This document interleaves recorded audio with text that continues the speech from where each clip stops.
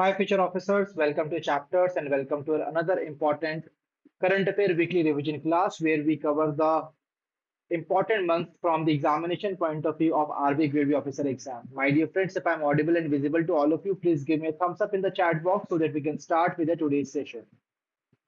I'm waiting for your responses. So please give me a thumbs up in the chat box if I'm audible and visible to all of you so that we can resume the today's session. So, good afternoon, Kashish, Harshal, and all the people who have joined us live today in this session. My dear friends, today's session is going to be a very important one because today we are going to cover the month of February 2026. And the document that we are targeting today is 1st to 4th of February 2026. Right? So, thank you for giving me the responses in the chat box. And my dear friends, before starting with this session, I would like to ask you that see, till now we have covered the important current affairs for the month of April, right? The 1st to 14th of May is done, and we are also done with the complete month of March 2026. So basically, the most important month for the examination are March, April, May, and the first week of June, right? Now, my dear friends, we are moving on to the month of February. So let me tell you very clearly here that you all know that in the current affairs chapter, we divide the current affairs chapter into two parts. Basically, phase 1 and 2 and phase 1. So phase 1 and 2 comprises of all the articles which are relevant for the phase 1 as well as the phase 2 of the examination, which includes reports, schemes, RBI notifications, ESI and finance current affairs, and the government initiatives and the programs, right? So whatever which is directly related to the syllabus, we cover that in the phase 1 and 2 section of the current affairs chapter. And the current affairs chapter, the second part is the phase 1 only. So the phase 1 only is that portion of the current affairs chapter which only covers those articles which are relevant for only phase 1, that is sports, defense, awards, exercises, appointments, books and authors, and some other miscellaneous articles.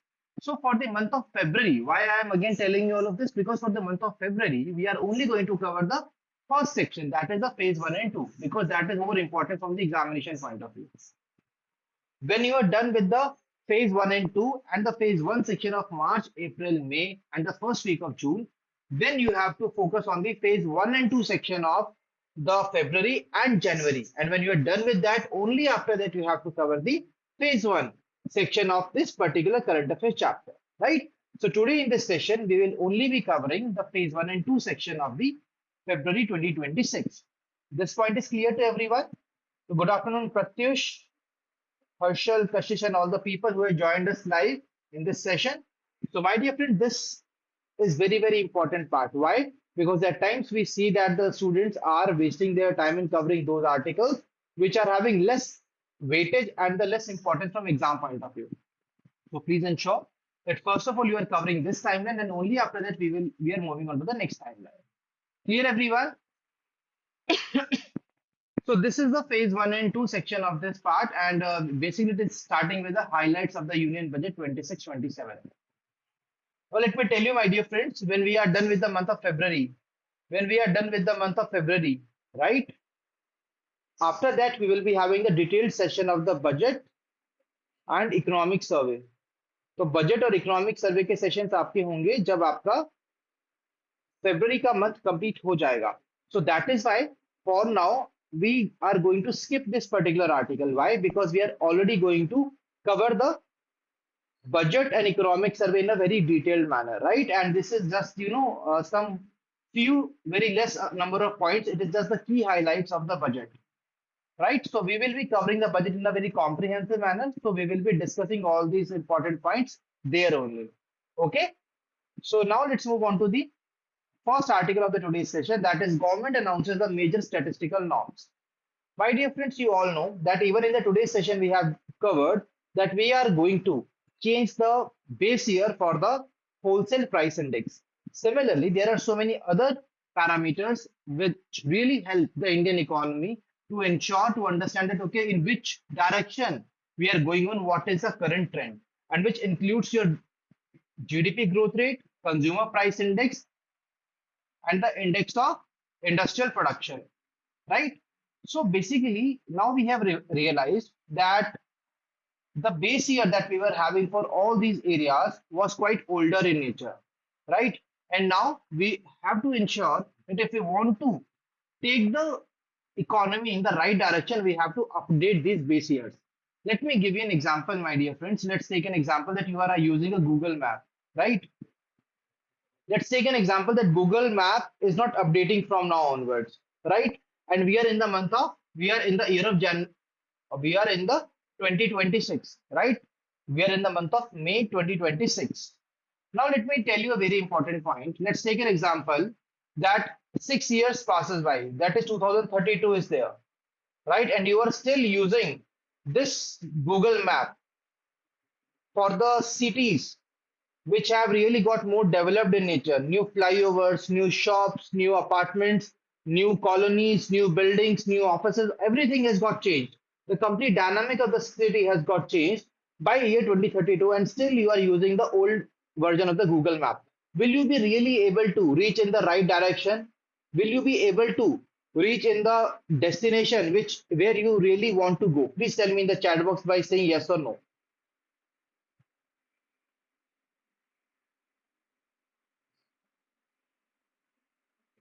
So, my dear friends, I am waiting for your responses. Are you really going to reach the right destination if you are using the old map? Answer is no. Because these old maps are not giving you the right directions. And that is why it is now required to be updated with the new maps, right? As per the recent development in that particular place. Similarly, we are required to change these statistical reforms. How? We are required to change the base year from which we were comparing the performance of the economy. Clear, everyone? And that's why government of India decided that the periodic base year updates are really very important for the GDP and other indices reflecting the current economic structure and the relative prices. Right? The base year is revised periodically to better capture the structural changes happening in the economy by updating the methodology of compilation and incorporation of the new data sources. Now, my dear friends, what are these new base years? That is what we need to understand.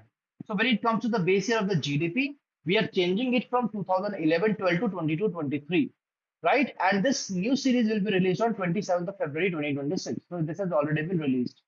Now, why exactly we have chosen this particular year? Because you all know that after 2011 and 12, so many changes in the Indian economy has already changed. We basically implemented the new GST rates, right? Altogether. Then we saw the COVID-19 pandemic. So after all these different changes which happened to the economy, 20 to 23 was the year which was the most recent normal year where all the operations were quite in a streamlined manner, right? After the disruptions of the 2019 to 2021 due to COVID-19 pandemic. And that is why we have now decided to keep 2020 to 23 as the new base year for the GDP. Clear, everyone? Are you guys getting the point? Are you people able to understand why the base year of GDP has been changed? Let me tell you that, see, from the exam point of view, only this part is important that, okay, the base year of the GDP, we are changing it from 2011 to 2020 to 2023. I would have just said this and moved to the next article. But you know, it is very important for you to understand because you are the responsible citizens of the nation. You are required to understand that why exactly it is happening. If it is happening, why exactly it is happening, so that you can get to the deeper level. तो आपकी understanding deeper level पे होना बहुत जरूरी है in such kind of major parts, because when you will be in the RBI Grade B, when you will be in the Reserve Bank of India as the RBI Grade B officer, you have to use this knowledge, right, to bring the new policy changes in the upcoming timeline. Clear? So I am teaching you carrying that objective in my mind that you are the RBI Grade B officer, right? So GDP new base year is 22-23. Similarly, the consumer price index, the new base year is going to be 2024. And the index of industrial production, we are having the base year as 22-23. Now, if I would like to ask you, can anybody tell me that what is going to be the new base year for the wholesale price index? Wholesale price index. So Government of India constituted a working group for the updation of the base year of wholesale price index. First of all, please tell me what is the name of the person who chaired this particular committee. What is the name of that person? That is the Ramesh Chand. And now please tell me that what is the new base year for the wholesale price index that on which we are working on. I'm waiting for your responses.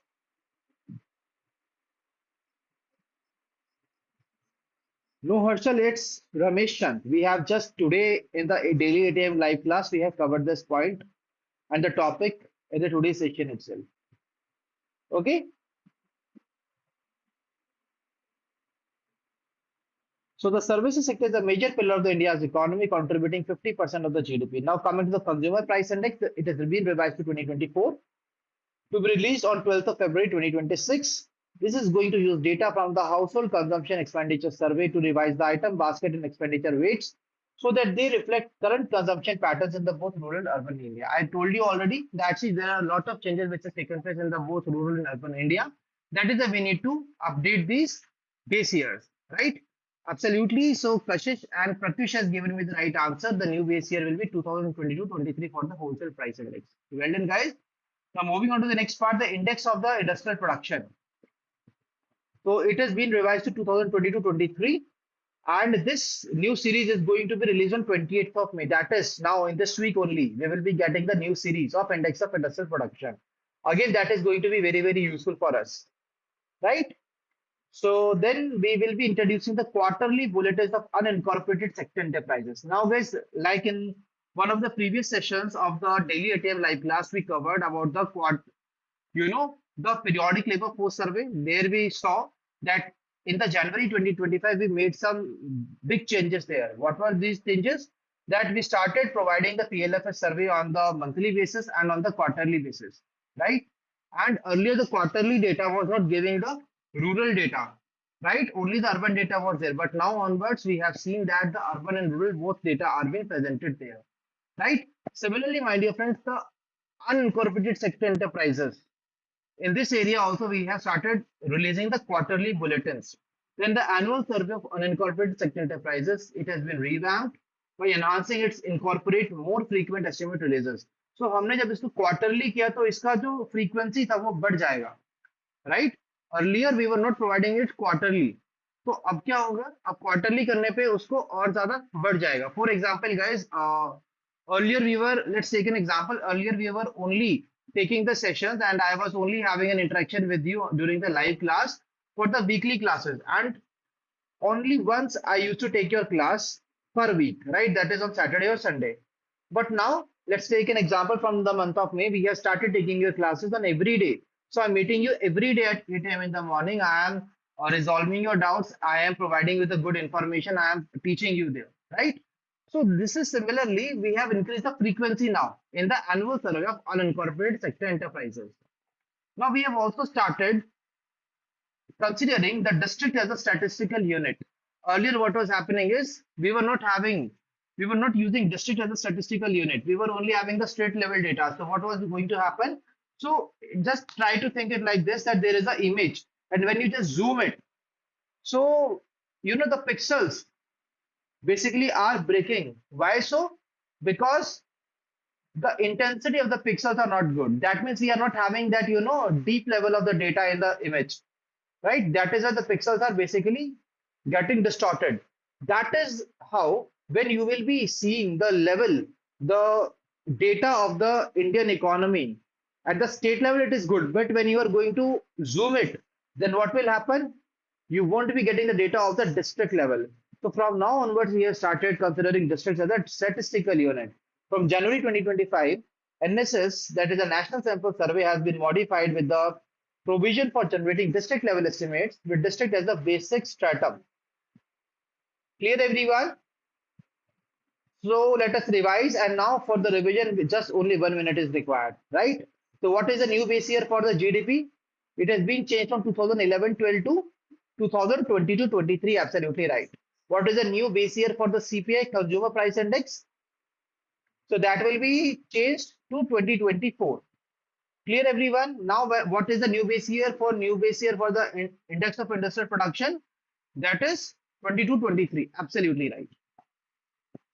And we have started releasing the quarterly bulletins of the unincorporated sector enterprises, and we have started keeping the district as a statistical unit. Clear all? From which month? From January 2025. That's all from this news article.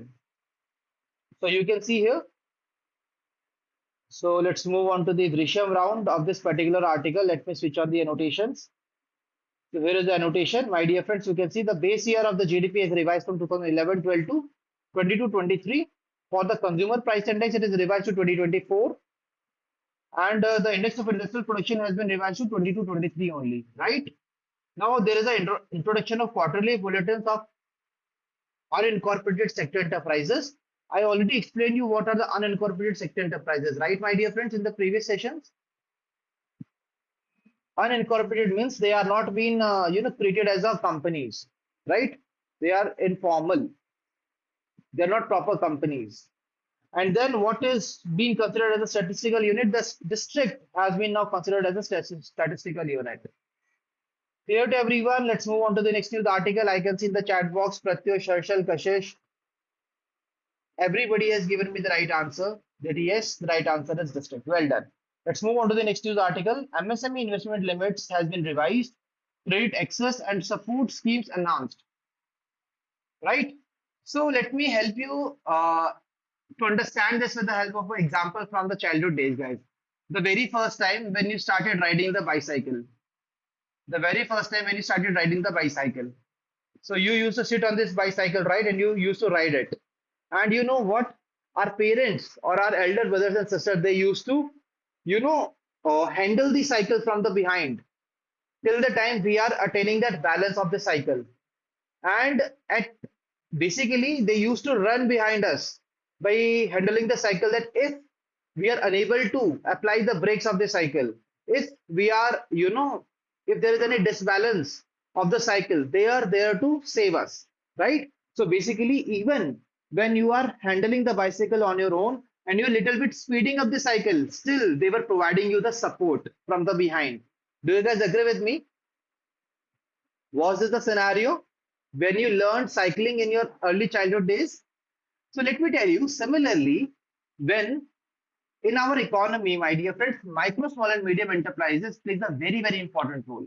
In the today's session in the morning, I already told you that what is the level of the employment generation, of their shares in the exports, of their contribution in the GDP, the number of people that they employ, the total number of enterprises that we are having in our nation, the MSME enterprises. So they are having a very big role and they are the all-rounders of the Indian economy. We discussed that in a very detailed manner, right?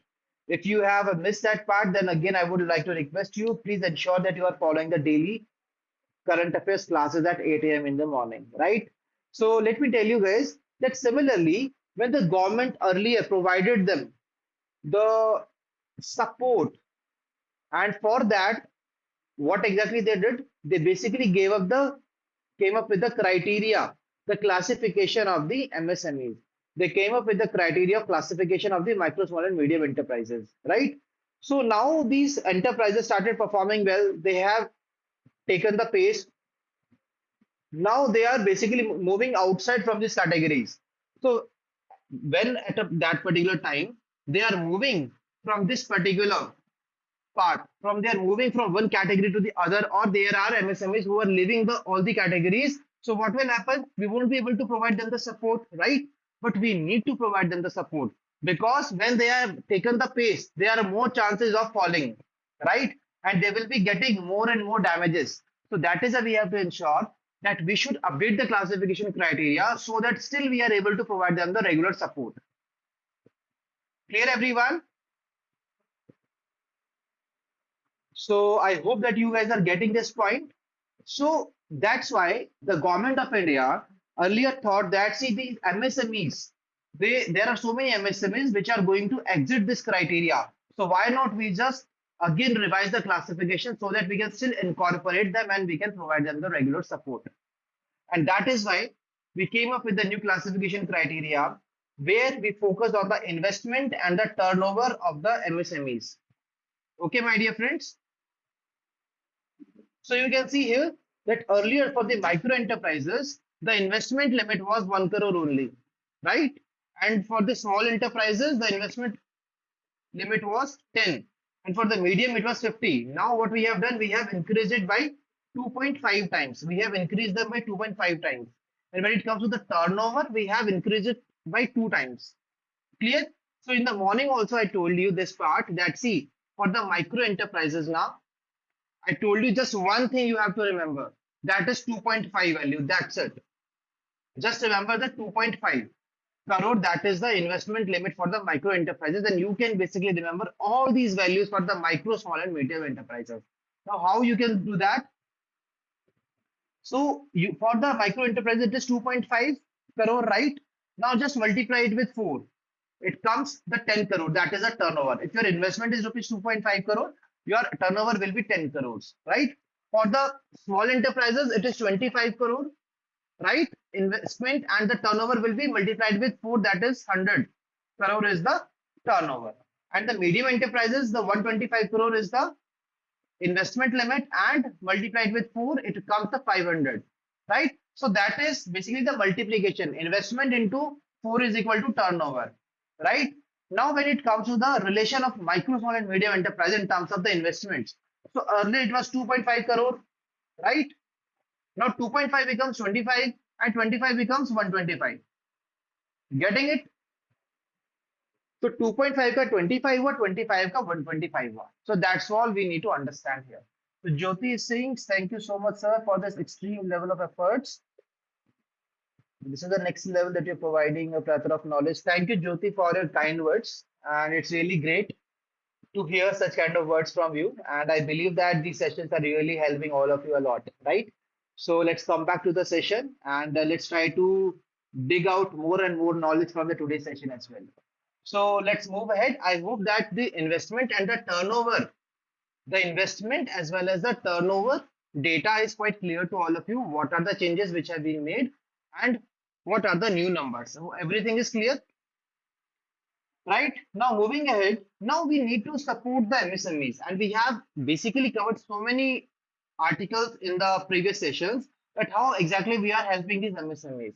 Now, one of that particular data is for the loans up to rupees 25 lakh to the micro small enterprises. Banks must decide within 14 working days if there is a micro and small enterprises which needs the money, which needs a loan amount up to rupees 25 lakh, then we have to ensure that the banks are not taking more than 14 days in order to provide them the loan amounts, right? And for the higher amount, the timelines follow board approved norms. So basically, if the amount is still 25 lakh, we have to take the decision to provide the loans in the within 14 days only.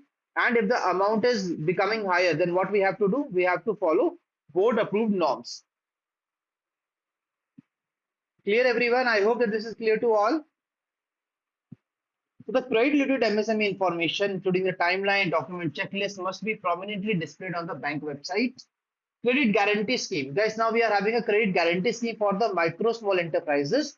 It has increased from 5 crore to the 10 crore rupees, effective from 1st April 2025. So under the credit guarantee scheme also, we have seen that the limits has got enhanced from 5 crore to 10 crore, which is effective from 1st April 2025. Please remember this point, a very important point. Under this slab, 12,490 crore has been approved for the year 25-26 fiscal year. We are providing credit cards to the Udyam registered micro enterprises. I told you now that what are the different platforms which we are using for formalizing these MSMEs. That is Udyam platform, Udyam Assist platform, right? We covered it in the morning. So my dear friends, the credit cards will be issued to the Udyam registered micro enterprises so that we can provide faster working capital access and promote digital transactions.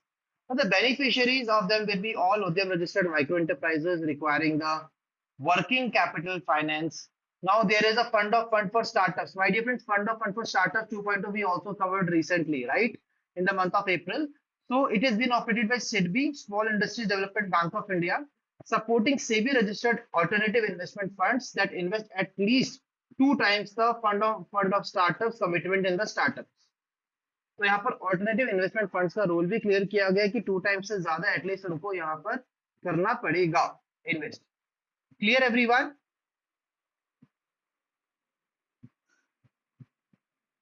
I hope this point is clear to all of you.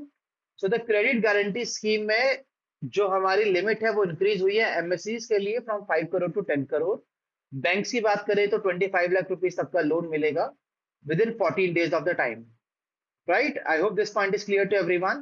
So now, my dear friends, let's try to again answer all these questions that we have discussed till now in this particular chat. So moving ahead, when it comes to the investment and the turnover limits for classification, so basically investment has been Increased by how many times? Please quickly tell me the right answer in the chat box. It is 2.5 times, right? The right answer is 2.5 times. And when it comes to the turnover limit, it has been increased by 2 times only. Absolutely right.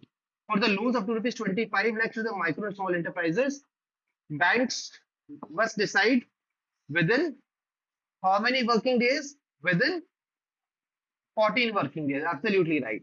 The credit guarantee scheme cover for MSEs increased from rupees 5 crore to how many? What amount? Rupees 10 crores from April 1, 2025. Right? So we will be providing this type of cards to be issued to the Mudyam registered micro enterprises. The right answer is credit cards. Now the fund of fund for startups has been operated by which organization and supporting the SEBI registered alternative investment funds that invest at least 2x the FFS commitment in the startups. What is the right answer?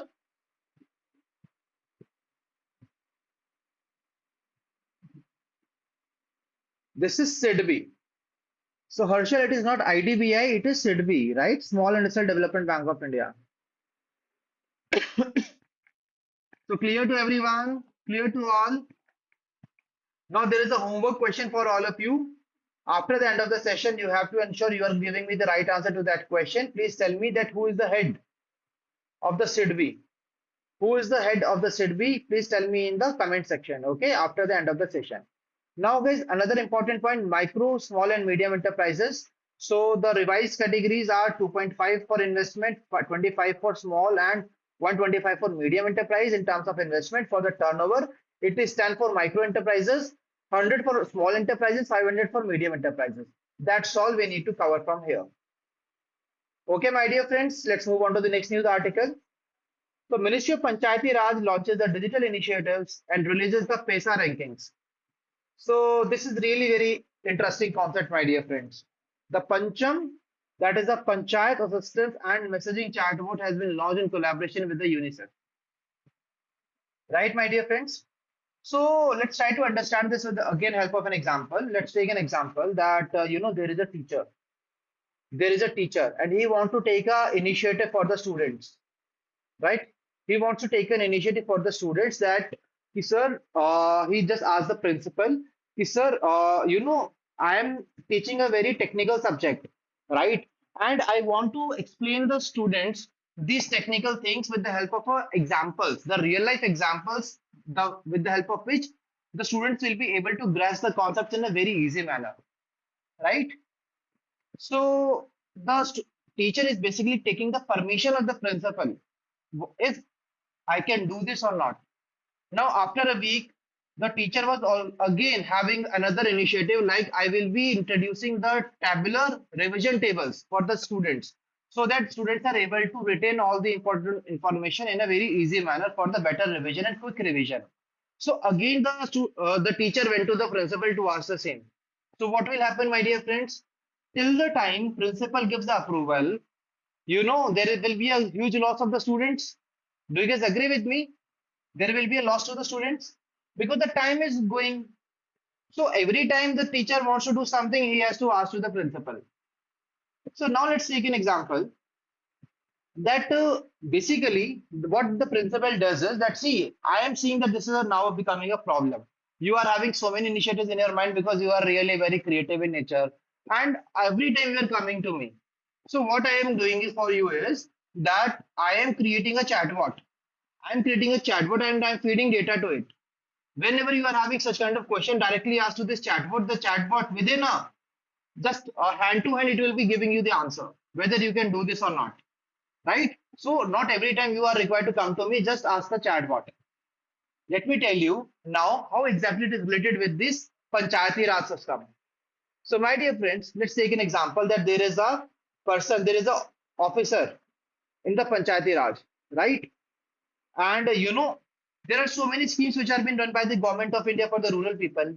Now, every time the Panchayat Raj officer student is, sorry, the officer is having a query that, okay, what are the different compliances for the schemes? What are the different documents the person has to take? What are the, who are the eligible beneficiaries? Who is this? Who is what? So there are so many questions. And every time, he is going to a middleman of the government to ask the question. And till the time that middleman is giving the answer, there are times that there was a beneficiary who was just standing in front of him that ki sir, please give me the benefits of the scheme right now. But the person says that the middleman is not available, so I can't do this. When I will be getting the answer, then only I will be able to guide you, right? So this is going to eat up us lot of time. So that is why Government of India decided that why not we, just streamline this. We come up with a Pancham. एक पंचम नाम का chatbot launch करते हैं. We are feeding all the answers to that. Whenever you need any requirement, you just ask the chatbot and it will be giving you the answer. Are you guys able to understand? Is this looking logical to you the way I'm explaining you these concepts? So basically, Pancham is that chatbot which has been created, and this Pancham chatbot will help that officer to provide the benefits of that particular scheme to the beneficiary. Spot on, right? So Pancham stands for Panchayat Assistance and Messaging Chatbot. So हमने क्या किया, हम message करने वाले chatbot को, right, और ये पंचायत को असिस्ट करेगा, इसीलिए इसका नाम है Pancham. Panch stands for panchayat, A stands for assistance and M stands for messaging chatbot. So it has been launched in collaboration with the UNICEF. तो UNICEF के साथ मिलकर हमने इसको लॉन्च किया. So I will also be telling you about the PESA ranking, so don't worry about it. Let's go step by step. So my dear friends, this Pancham chatbot has been launched by Minister of Panchayati Raj on 25th January 2026. What was the aim? The aim is to reduce the procedural complexity, lower reliance on the intermediaries. So all these kind of middlemen, we don't need you anymore, because every data we are having in the chatbot itself, we will be just asking the chatbot and we will be getting the answer. And that's how we will be reducing the procedural complexity in this whole system. We will be boosting institutional confidence at the panchayat level itself. We will be providing timely guidance, simplified workflows, easy access to the governance related information. So all this information will be provided beforehand to the people with the help of the chatbot, right? It establishes the direct digital communication between the government of India and over 30 lakh panchayat representatives and the functionaries. Clear all? So panchayat enables the digital communication between the government and over 30 lakh panchayat elected representatives and functionaries. Now, my dear friends, let's move on to the next part.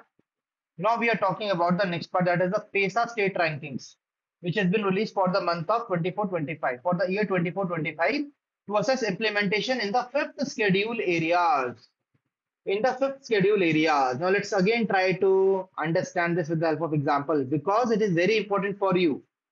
See guys, this is a very, very interesting concept here. See, let's take an example that there is a school, right? There is a certain set of students who are, having all the luxuries of their life. They are having all the kind of, they are having really very good background. They are having access to all the good facilities. They are having all the books, all the technicalities, all the guidance and everything, right? Then there are some certain students. There are some certain students who are not having these kind of things with them, right? So there are some certain students who are not having such kind of, facilities available to them. So these students must be requiring some good support from the school. They must be requiring some additional support to the school, right?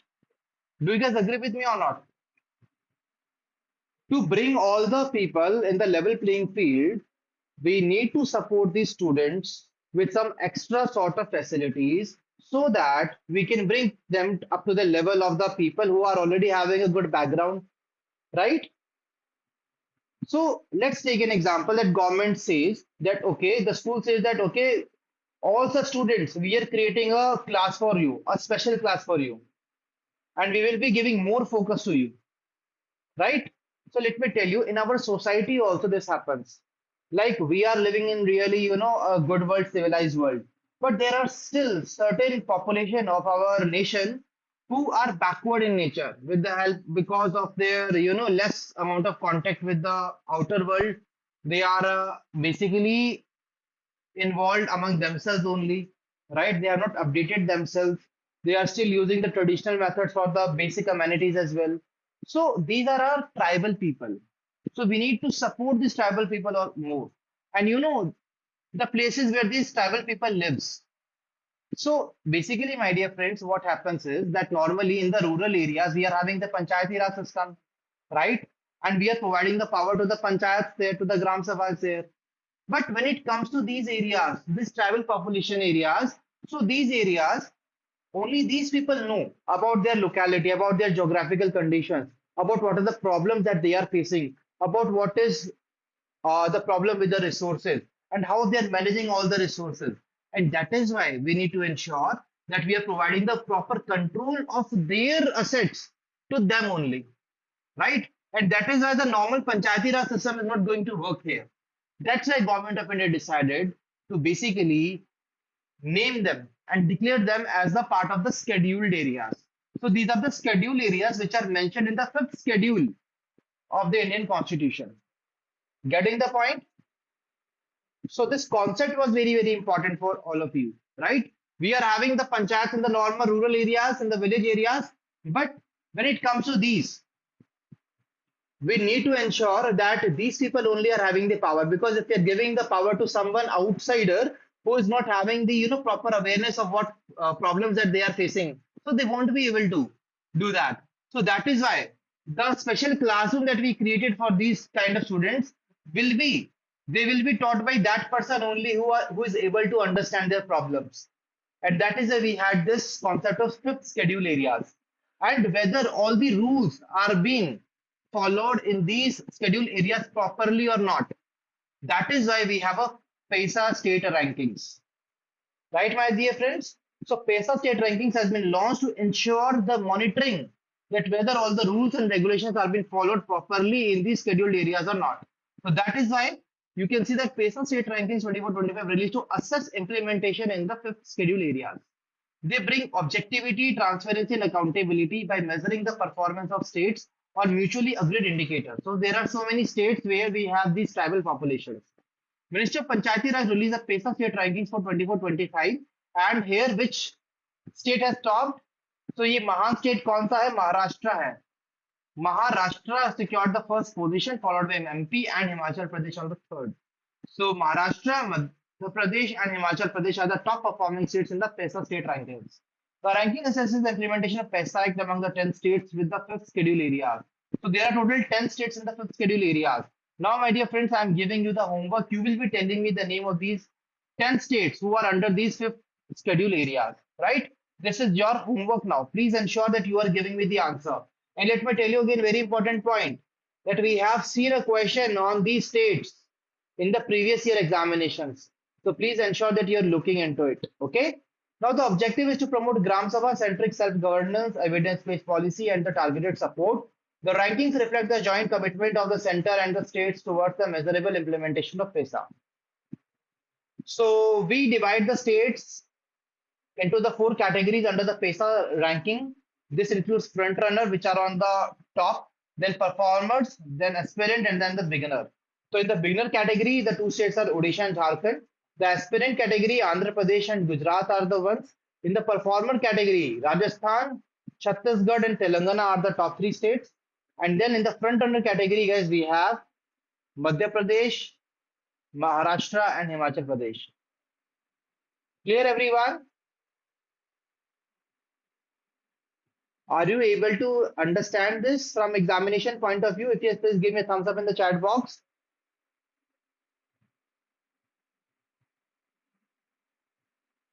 Waiting for a response in the chat box. So my dear friends, let's try to again revise this concept. So Ministry of Panchayati Raj has come up with the Pancham chatbot. Pancham stands for Panchayat Assistance and Messaging Chatbot. It has been launched with which organization? In collaboration with, it has been launched and in collaboration with the UNICEF. Launched by Minister Panchayati Raj on 25th of January 2026 to reduce the procedural complexity, lower reliance on intermediaries. And when it comes to the PESA state rankings, it is released to assess implementation in which areas? That is the fifth schedule areas. Absolutely right.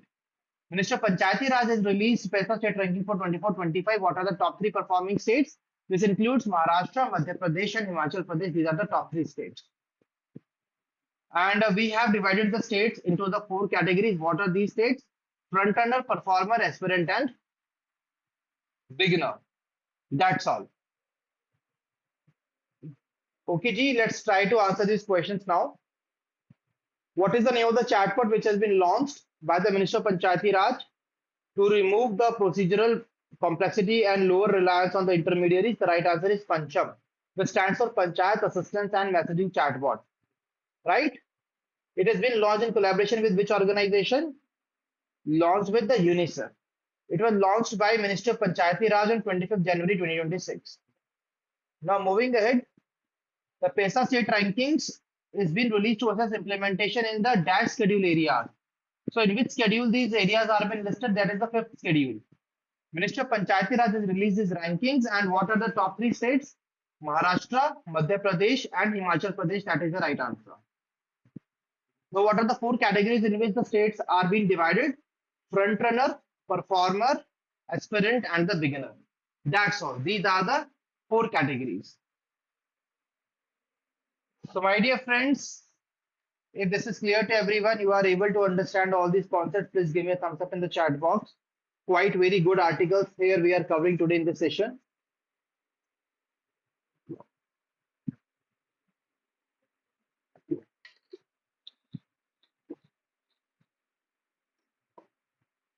Ex Absolutely right.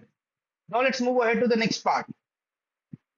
Now we are moving on to the National Startup Day. My dear friends, National Startup Day was celebrated every year on 16th of January, and it marks a landmark decade of the Startup India initiative. So, my dear friends, to ensure to provide better ecosystem to the new startups of the nation, to provide them the relevant support, to provide them the relevant guidance, to provide them the good ecosystem, we came up with the Startup India initiative. And this initiative was launched on 16th of January only, on which we celebrate the National Startup Day. So startups are the vital pillars of the India's economic transformation. You know that so many startups have been already set up, right, for the betterment. And you know what? That see, let's take an example that there is a child, there is a student, and he's having a brilliant idea. He's having a very, very brilliant idea, right? But he lacks the support of the parents, of the relevant stakeholders, of the teachers to convert that idea into the final commercial product, right? So his idea will remain only the idea, and it will, just dumped into the memories of that particular person. But what if we support the student? We support him by providing the relevant assistance, by relevant mentorship, relevant guidance, relevant ecosystem. What will happen? We are going to convert that idea. We will help to convert that idea into the realistic world, and that's what do by the Startup India. Clear everyone? So Startup India was launched on 16th of January 2016. So recently we covered 10 years of the Startup India initiative, which was launched by the Ministry of Commerce and Industry, and it is implemented by the Department of Promotion of Industry and Internal Trade. So who is implementing it? DPIIT, which is the nodal ministry, Ministry of Commerce and Industry, when it was launched 16th January 2016. What is the objective? To build a strong ecosystem for innovation, entrepreneurship, and job creation. Clear everyone?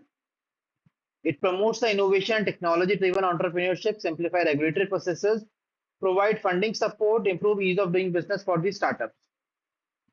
Now, what is the definition of the startup, guys? When exactly an entity will be called a startup?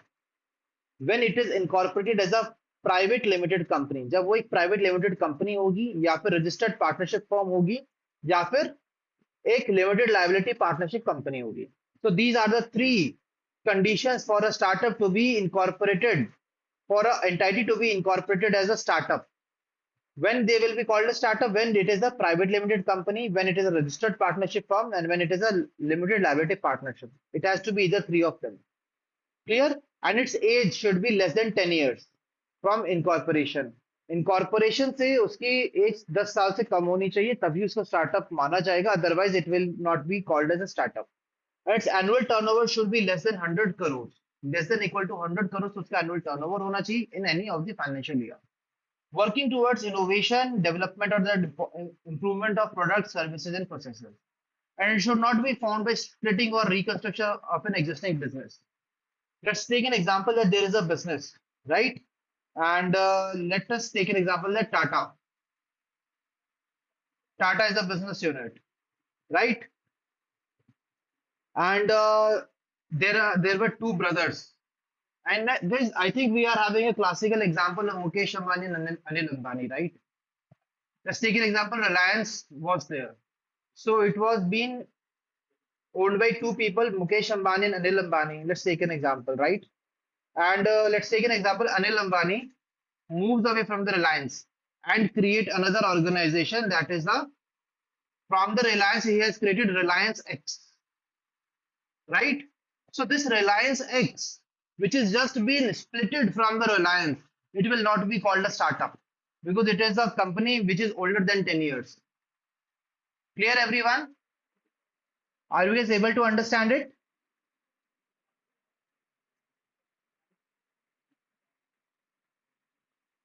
So that is the analogy behind this. So please try to again cover it. On which date we celebrate the National Startup Day, 16th of January.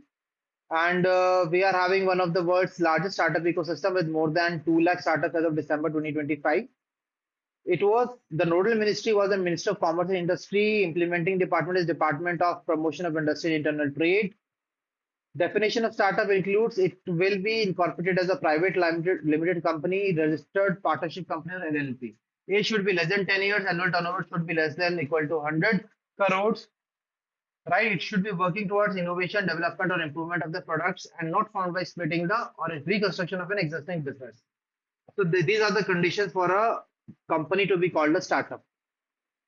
Clear, everyone? So let's try to understand this. National Startup Day celebrated every year on 16th of January. It marks a landmark decade of the Startup India Initiative. Startup India Initiative was launched on 16th January 2016. Nodal ministry is Ministry of Commerce and Industry. Implementation department is DPIIT. Definition of the startup. So it should be a either limited liability partnership or private partnership company, right? Or partnership company. And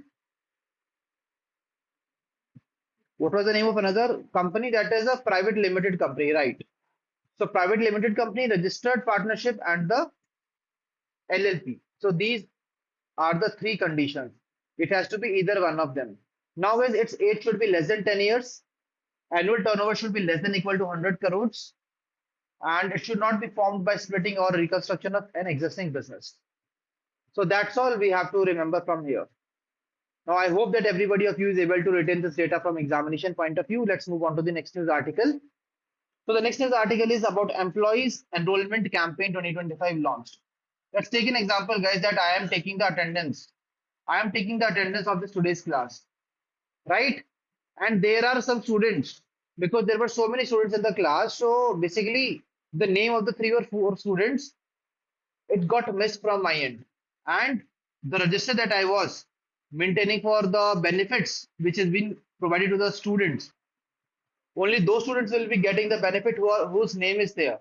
So by mistake from my end, 3 or 4 students' name got missed from this register, right? So now these students will not be able to get the benefits. So let's take an example that I have launched an edit window. तो मैंने एक edit window launch किया कि भाई जिसका नाम रह गया वो मुझे नाम दोबारा बता दें so that they are getting the required benefits, right? Same is the scenario with the employees enrollment campaign, guys. See, what happened is that there are so many employees who were enrolled in the EPFO, right? In the Employees Provident Fund Contribution Scheme, there are so many employees who have got enrolled, but due to the mistake, some names of the people got missed, right? Now the people who realize that, okay, my name was not there. So what they can do, what these people can do, these people can basically, with the help of this new enrollment campaign 2025, which is a kind of edit window for the people to get themselves registered again, right? So you can see here that employees enrollment campaign provides a special window for employers to enroll the eligible employees left out of EPF coverage between 1st July 2017 and 31st October 2025. तो 1 जुलाई 2017 से लेकर 31 अक्टूबर 2025 के बीच में जो employees का नाम रह गया था ईपीएफ कवरेज के अंदर you can now add their names and this scheme is completely operational from 1st November 2025 to 30th April 2026. So for a period of 6 months only, we have come up with this scheme. The eligible employees must have joined between the 1st July 2017 and 31st October 2025. They should be alive and currently working with a concerned establishment. For example, if there was a person who was earlier working and now he has left, so we are not required to enter his name. No, the person who is presently working in the organization and has joined the office from 1st July 2017 to 31st October 2025, only those people name will be added to the list. For the employee share of EPF contribution is waived off if it was not deducted from the salary. So guys, you all know that the EPF, I told you na, in the EPF, my dear friends, what happens is in the EPF is like a piggy bank, small piggy bank, in which the person is adding the contribution and in which the employer is also adding the contribution, right?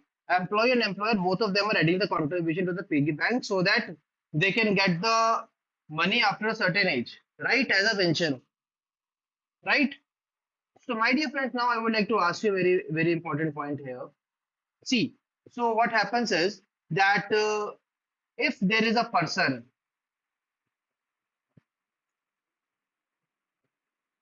if the share of the employee was not being deducted from his salary, right? Then we are going to waive off the share of the employer as well, right? So basically, employee share of the EPF contribution is waived if it was not deducted from the salary earlier.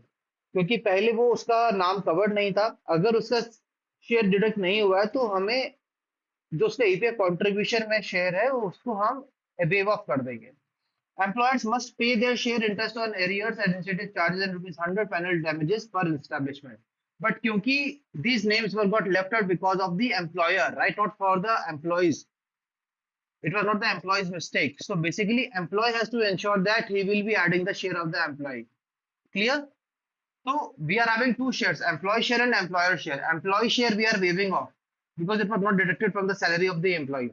But as employer has made the mistake and now employer is during this edit window, he is adding the name of the people. So now the employer is going to add the name and also it is required to pay their share in that account.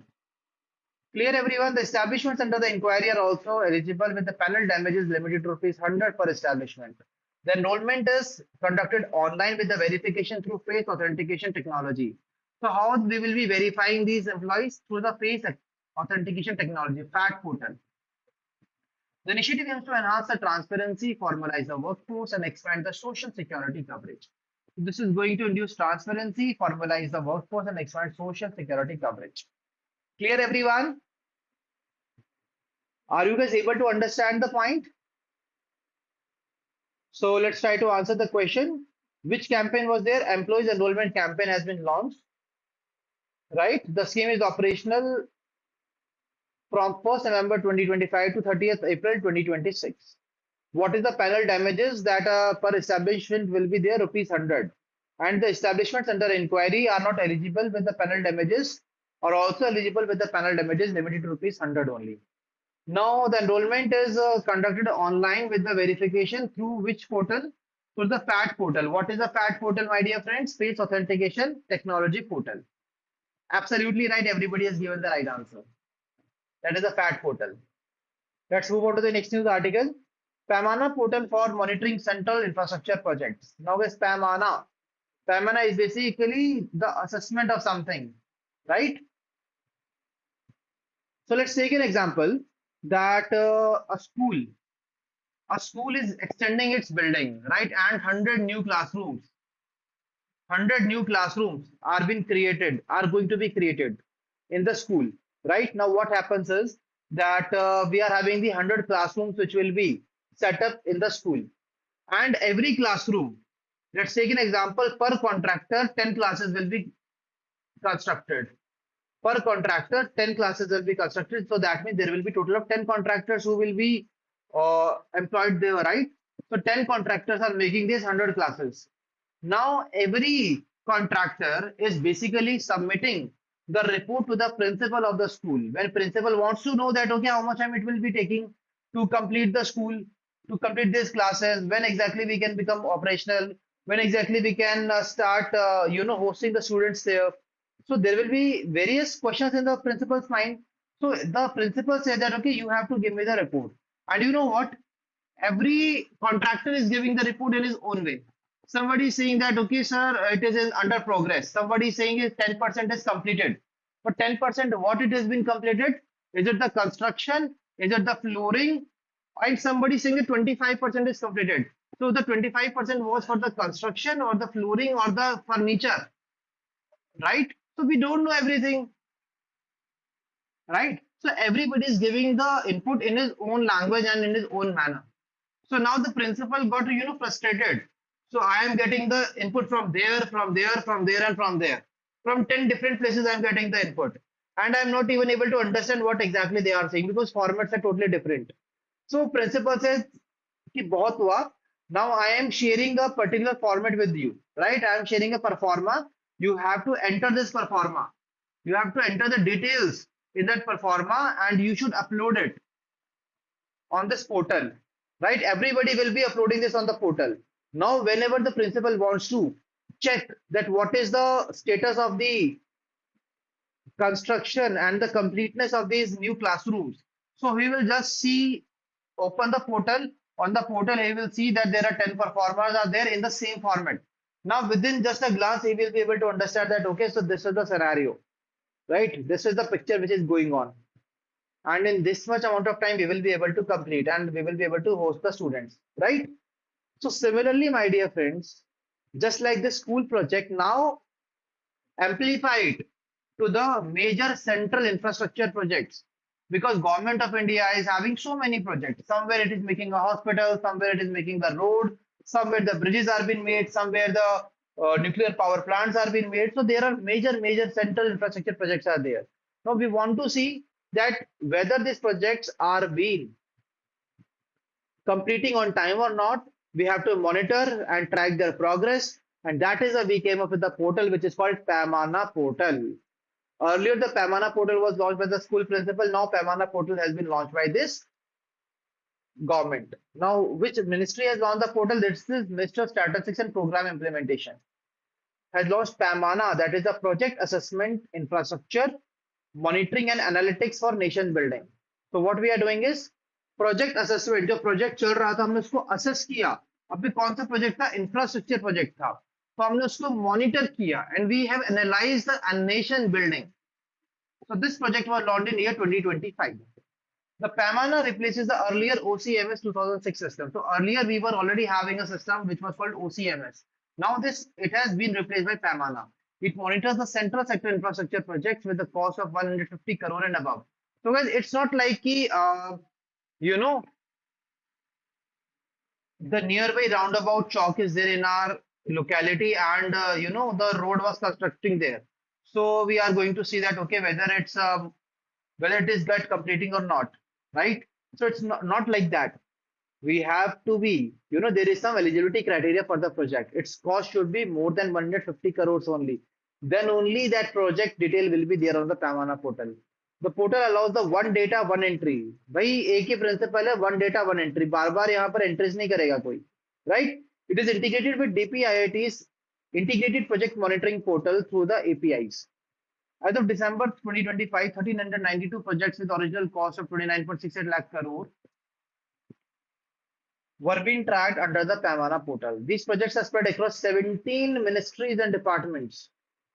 60% जो project data है from the Ministry of Road Transport and Highways, petroleum and natural gas are updated automatically via APIs. So APIs के जरिए automatically इसको हम update कर रहे हैं. Right, the data is getting updated for the 60% of such kind of projects. The portal enables centralized data access, web-generated analytical reports, and supports improved accuracy and operational efficiency. So we are able to understand that, okay, what is the monitoring level of that particular project, how much it has been completed, how much money we have invested in it, what is the result of that, when it will get completed or not. So all these things we will be able to do that, right? So my dear friends, I hope that this is clear to everyone. So Pamana portal stands for Project Assessment Infrastructure Monitoring and Analytics for Nation Building in 2025. Clear everyone? So Pamana portal has been launched for monitoring central infrastructure projects. It replaces the earlier OCMS 2006 system. What is the eligibility criteria? The criteria is it should be the cost of 150 crore and above. Right? And till now, we have also analyzed the data of the various projects under the 17 ministries and the departments. 60% of the project data from the Ministry of Road Transport and Highway, Petroleum and Natural Gas are updated automatically via APIs. Clear everyone? Please remember the full form, guys. I want all of you to give me the answer to the full form in the chat box. Project, assessment, infrastructure, monitoring, and analytics for nation building. That is the right answer. Now let's try to answer the question. What is the portal which has been launched? It is the Pamana portal. Which ministry has launched? Minister of Statistics Programming, Minister of Statistics and Program Implementation. Now, what is the full form of PAMANA, my dear friends? PAMANA stands for Project, Assessment, Infrastructure, Monitoring, and Analytics for Nation Building. That is the right answer. It replaces the earlier OCMS 2006 system. It monitors ongoing dash projects with a cost of dash and above. So, ongoing infrastructure projects, central infrastructure project with a cost of rupees 150 crore and above. Now, these projects are spread across 17 ministries and departments. That's all from this exam side of view that we need to cover from exam point of view. Clear, everyone? I hope that this is clear to everybody and you are able to understand these articles from examination point of view. Right? So we are done with another important portal.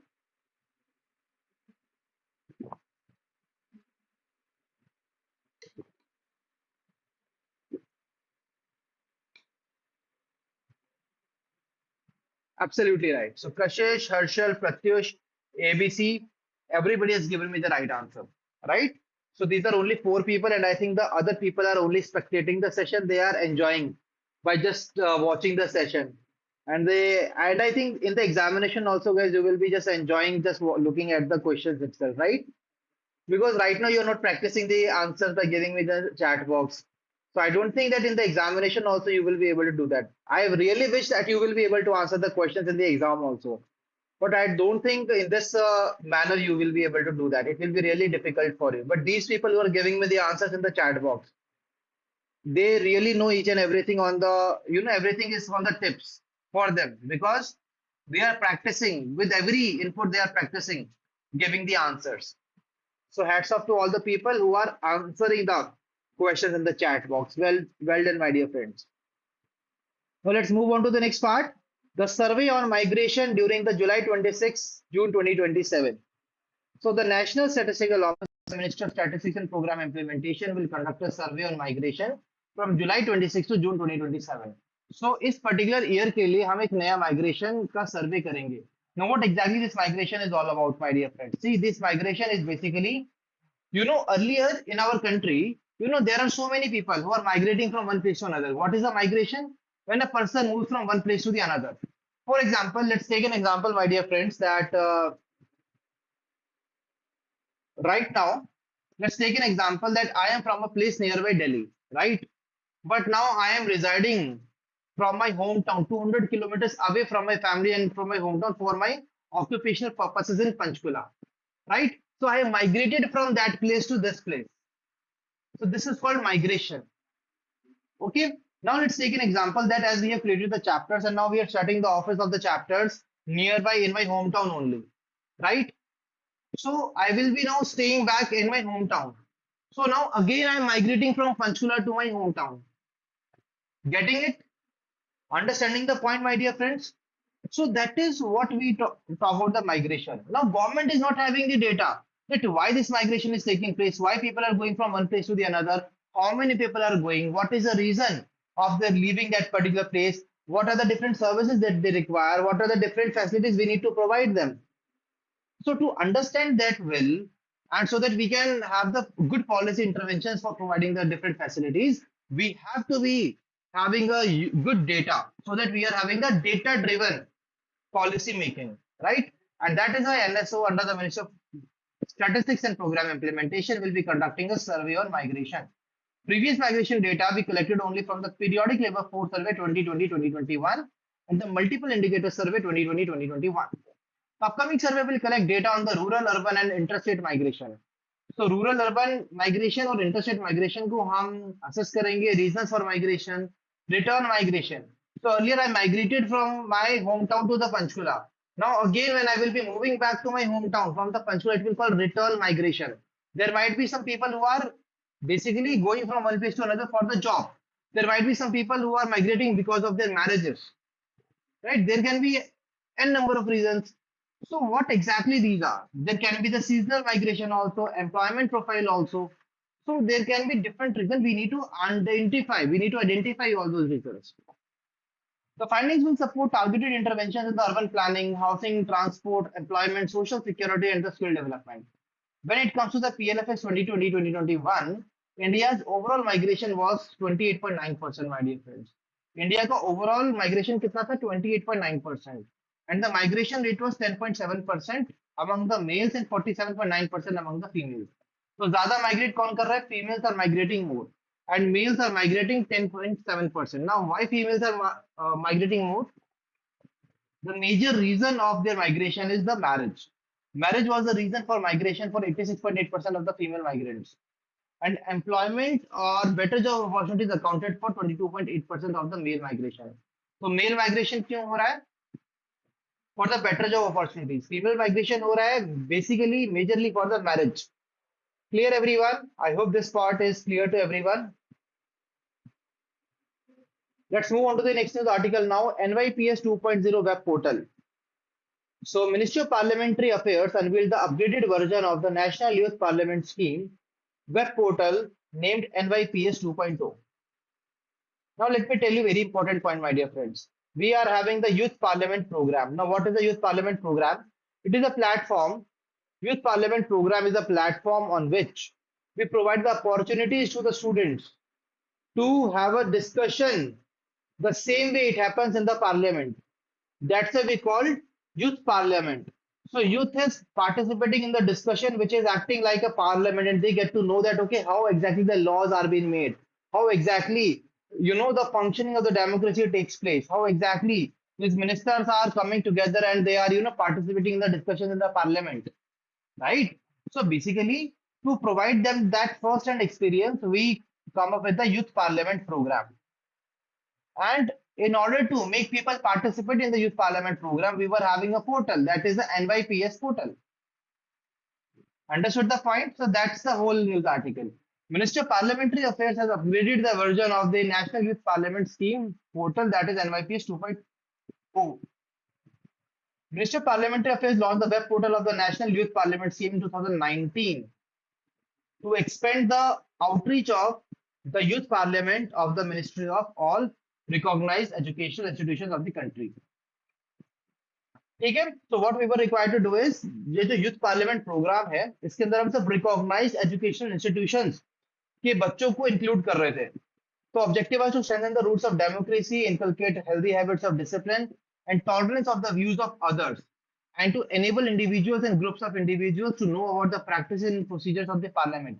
क्या practices and procedures follow हो रहे हैं parliament के अंदर, कैसे अपनी functioning जो government की functioning है उसकी knowledge को हम बेहतर करें.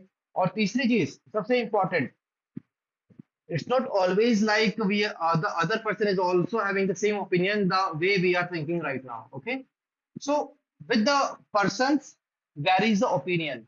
अगर मैं एक स्टूडेंट से पूछूंगा कि how are you liking the Drishyam round, how are you liking these revision tables initiative, so the person A might be saying that sir yes I'm finding it good. Person B might be saying that sir but it is taking a lot of time in the class, so I don't think it is really good for me. So but I have to accept both of them, right? Because the opinion matters. Opinion, different people are having the different opinions, so we have to value their opinions also. And that is why to inculcate this habit, because in the youth what happens is we always in India we refer that the youth are the hot blooded people, right? So basically these are those people who always think that they are right. So basically we have to inculcate that discipline and that value system in them, that they should value the opinion of other people also. Clear everyone? So that's why we came up with this initiative. NYPS 2.0 aims to expand the youth parliament program and ensure broader participation, including from remote and rural areas. So earlier I told you now that the people of the particular recognized educational institutions only participating in this program, right?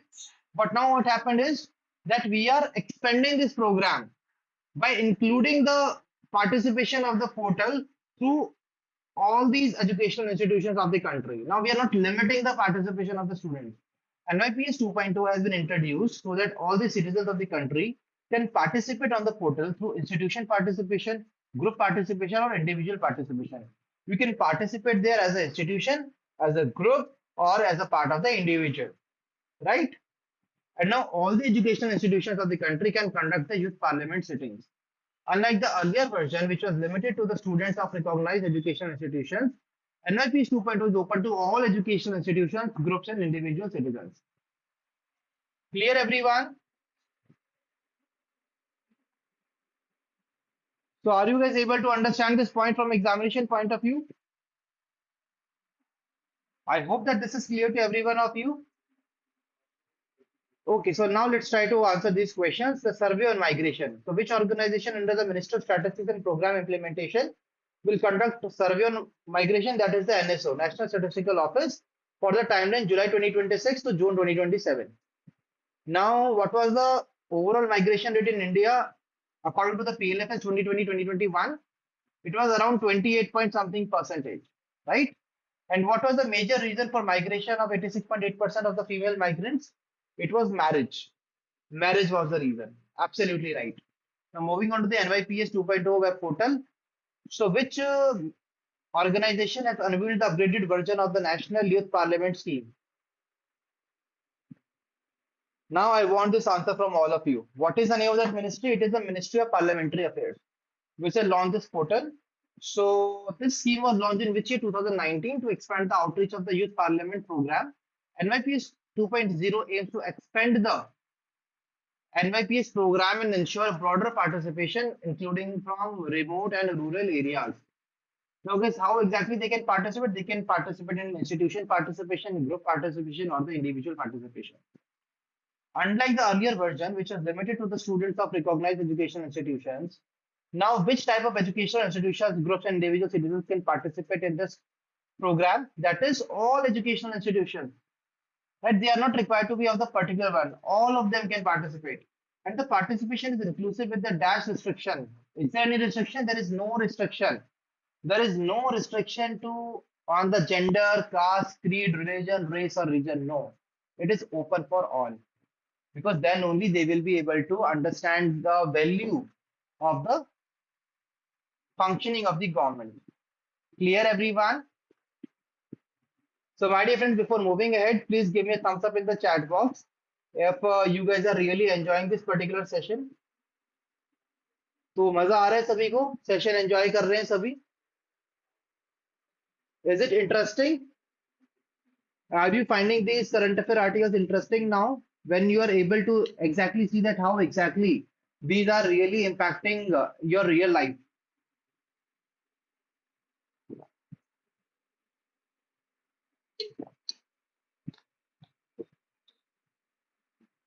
Okay, so now let's move on to the next article.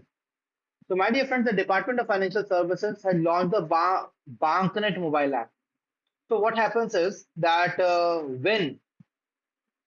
whenever a person takes a loan from the bank, he is required to, keep something as a collateral. Let's take an example. There is a person who kept his house as a collateral, but his business got down. He was not able to make the money out of it, and the whole money got lost into the business, and he was unable to repay the loan to the bank.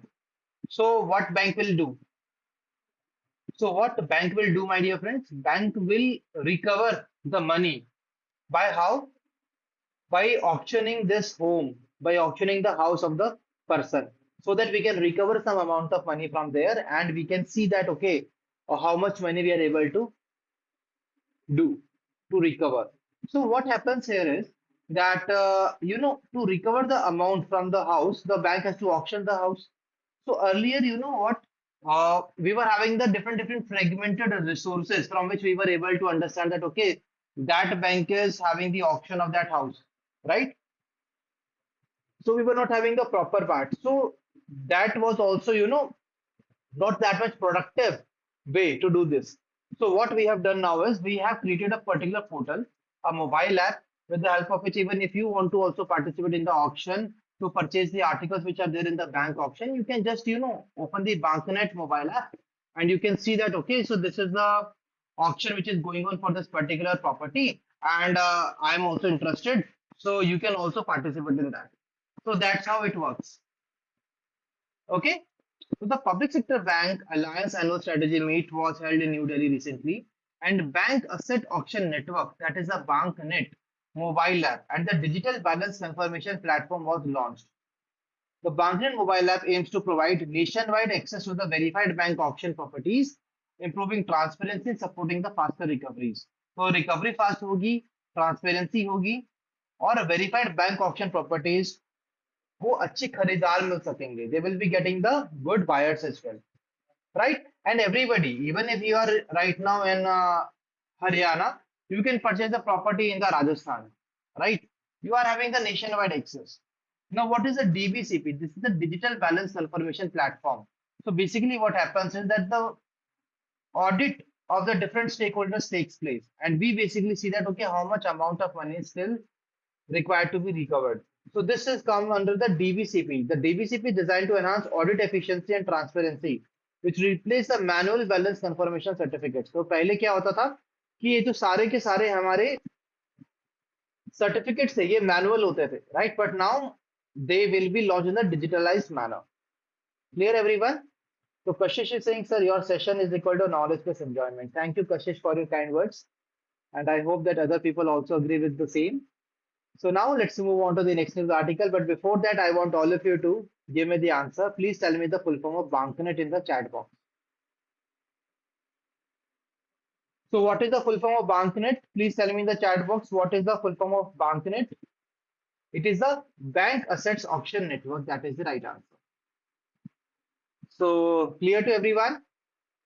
You can see DFS has launched the Banknet mobile app. So Banknet mobile app and the digital balance confirmation platform was launched. Banknet mobile app aims to provide nationwide access to the bank auction properties, improving the transparency and supporting faster recoveries. Absolutely right. This is the right answer. Clear, everyone? Let's move on to the next news article. Central government notified the baggage rules 2026. So central government is going to notify the baggage rules 2026. So guys, what are these baggage rules? See, whenever you are going to another country, there are some rules that you need to follow when it comes to the luggage that you can carry, right? There is a particular weight of luggage only that you can carry. There are some particular things only that you can carry, right?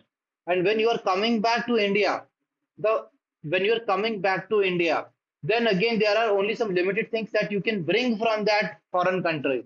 And if it is beyond the limit which has been precised and approved by the government of India, so you need to pay the customs for that, right?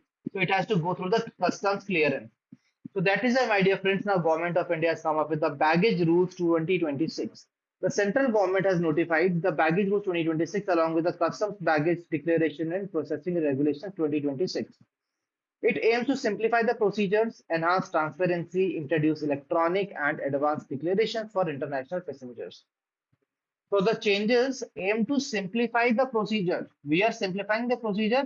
We are making the process more transparent and introduce electronic and advanced declaration. See guys, what happens is earlier what was happening that people were not having the proper, accessibility to these rules.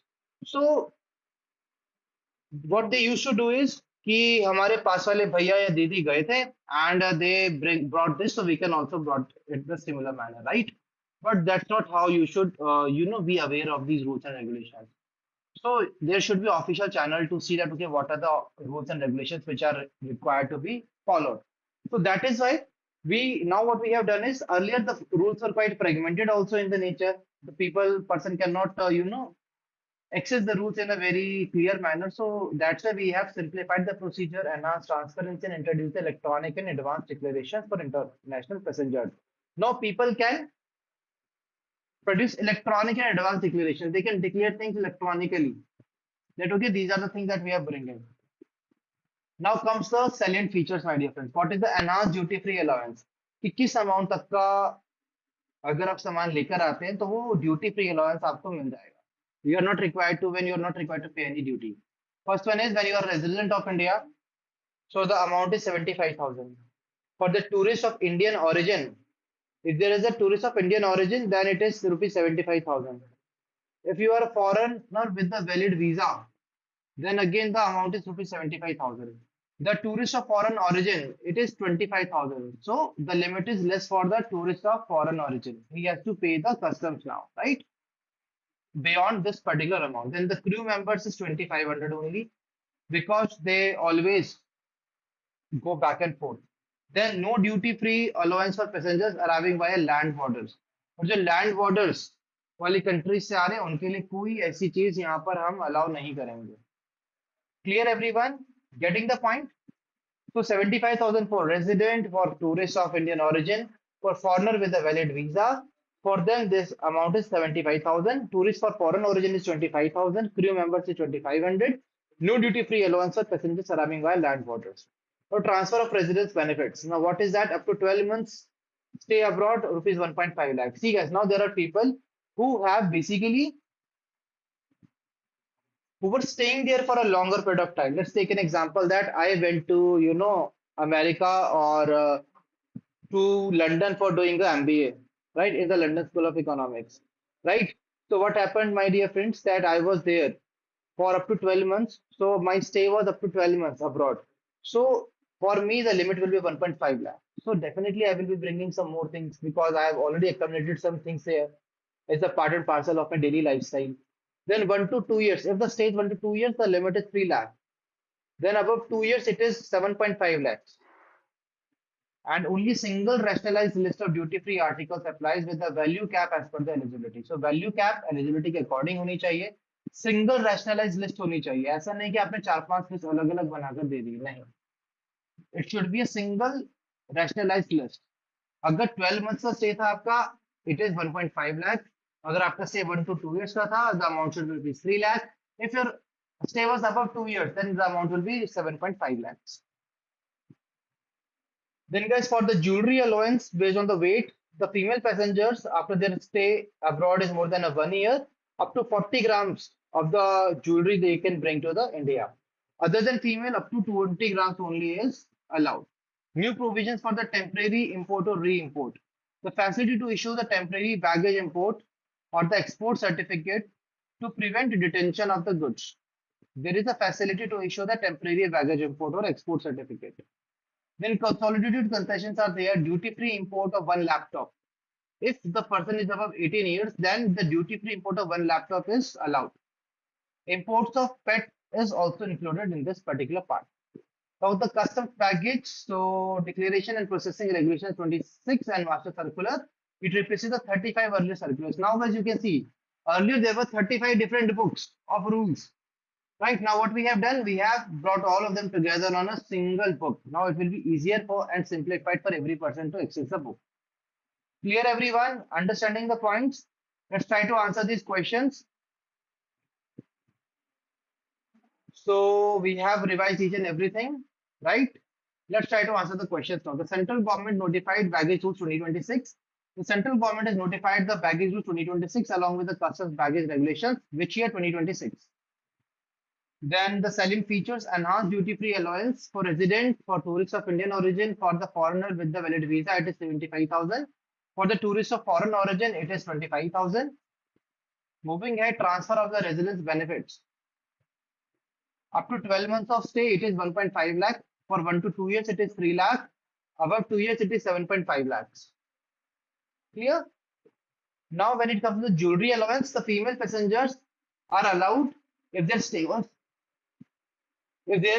was more than 1 year, then they are allowed up to 40 grams of the jewelry. And other than female, only 20, up to 20 grams is allowed. Now, the duty-free import of one laptop for a passenger above what age group? That is the 18 years. So I can see in the chat box, Pratyush, Kashish, Harsh, all these people are giving me the right answer. Well done, my dear friends. You have given me the right answer to all these questions. Now let's move on to the next part. So next article is on the MITI and European Commission signed arrangement on the electronic signatures and the seals. Let's take an example, guys, that you are someone who is having an export business, right? And you have basically exported some item, and you know that particular paper that you are carrying with you in the other country, the European Commission country, was having the electronic signature of India, right? And now, before paying you the money, the European Commission, the person who is living in the European Commission, in the European Union, so basically that person says that, see, first of all, I have to verify that whether the signature of India here is right or wrong. You can be from the other country also. You can be from the Pakistan, from the Bangladesh, from the Sri Lanka, from the Indonesia. How can I basically trust you, right? So that person will, what he will be doing is he will be taking to the official commission and they will be trying to verify the digital signature of the India. Now let's take an example that there was a, a slight change in the signature and they are basically rejecting the paper altogether and they are saying that please take your all the products back to India only. So this is going to make a lot of inconvenience for the exporters, right? How can the person then bring all these products to India? Earlier he was having the expectation that he will be getting the good amount for that. So similarly, the people who are living in the European Commission, they were also facing the same issue when they were exporting the products to India. Because here India also we were verifying their digital signatures, right? Because every such paper carries a digital signature of the country. So now what we have done is that we got this problem. Both the governments got this problem, and now we decided that okay, European Commission, we have to join our hands on this, and we have to come on the same page. So Minister of Electronics and Information Technology and European Commission, they signed an agreement on the electronic signature and seals. That see, this is my signature, this is your signature. When your person will be coming with your signature, I will be very effectively, efficiently, in a speedily manner, I will be able to verify the signature and we will be processing all the procedures, right? Similarly, you have to do the same when my exporter is coming to you. So, Minister of Electronics and Information Technology and the DG Connect of the European Commission signed an administrative arrangement on advanced electronic signatures and seals. What this will be doing? This will be reducing the transaction time, cost, and the verification effort in the cross-border trade, particularly benefiting the MSMEs. So these are the benefits MSMEs who were, facing a lot of issues, but now it will be a win-win situation for them. So the arrangement will be implemented by the Minister of Electronics and Information Technology through the Controller of Certifying Authorities under the Information Technology Act 2000. So this arrangement will be implemented by MITI through the Controller of Certifying Authorities under the Information Technology Act 2000. It establishes a framework for cooperation on interoperability of electronic signatures, electronic seals, and the public key infrastructure systems. So ये एक framework create करेगा cooperation का on interoperability of the electronic signatures, electronic seals, and the public key infrastructure systems. India and EU will link their trusted lists of recognized service providers to enable easier validation of the electronic signatures and seals. तो उनके जो recognized service providers हैं उनके जरिए easy verification किया जा सकेगा. Clear everyone? Are you guys able to understand this article? So that's all from this news article. Let's try to answer this question. So MITI and the European Commission has signed arrangement on electronic signatures and seals. So it will be the DG Connect of the European Commission with which MITI has signed this agreement, and it will be implemented by dash through the Controller of Certifying Authorities under the Information Technology Act 2000. So what will be the right answer? I think it was the name of the ministry only. Yes, it was the name of the ministry, Minister of Electronics and Information Technology. Then it establishes the framework for cooperation on interoperability of electronic signatures, electronic seals, and performance key infrastructure systems. So that's all from this news article. Public key infrastructure systems. Absolutely right. So clear to everyone? Clear to everyone?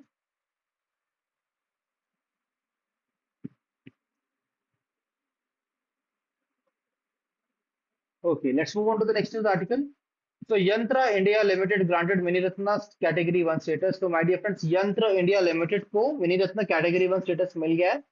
So Ministry of Defence has approved the grant of Mini Ratna category 1 status to Yantra India Limited A defense public sector undertaking. Mini Ratna 1 status basically allow करता है to approve capital expenditure up to rupees to 500 crores without government approval. This status is expected to support Yantra India Limited in faster project execution, modernization, and expansion in the defense production and exports. My dear friends, you all know. Let's take an example that as you guys are not working, you are the people whose finances are still being taken care of by your parents, right? So, as you are basically dependent on your parents, so let's take an example that you wanted to purchase a course, right, for your upcoming RB Grade B officer examination, or you need to pay the fees for the RB Grade B officer exam. So, as you are preparing, you must be filling out so many forms, right? So what if every time you have to, ask your parents that, okay, I'm filling your form, so please allow me to do the same, and I will be needing some financial assistance as well. So every time you are asking your parents, so there will be delay.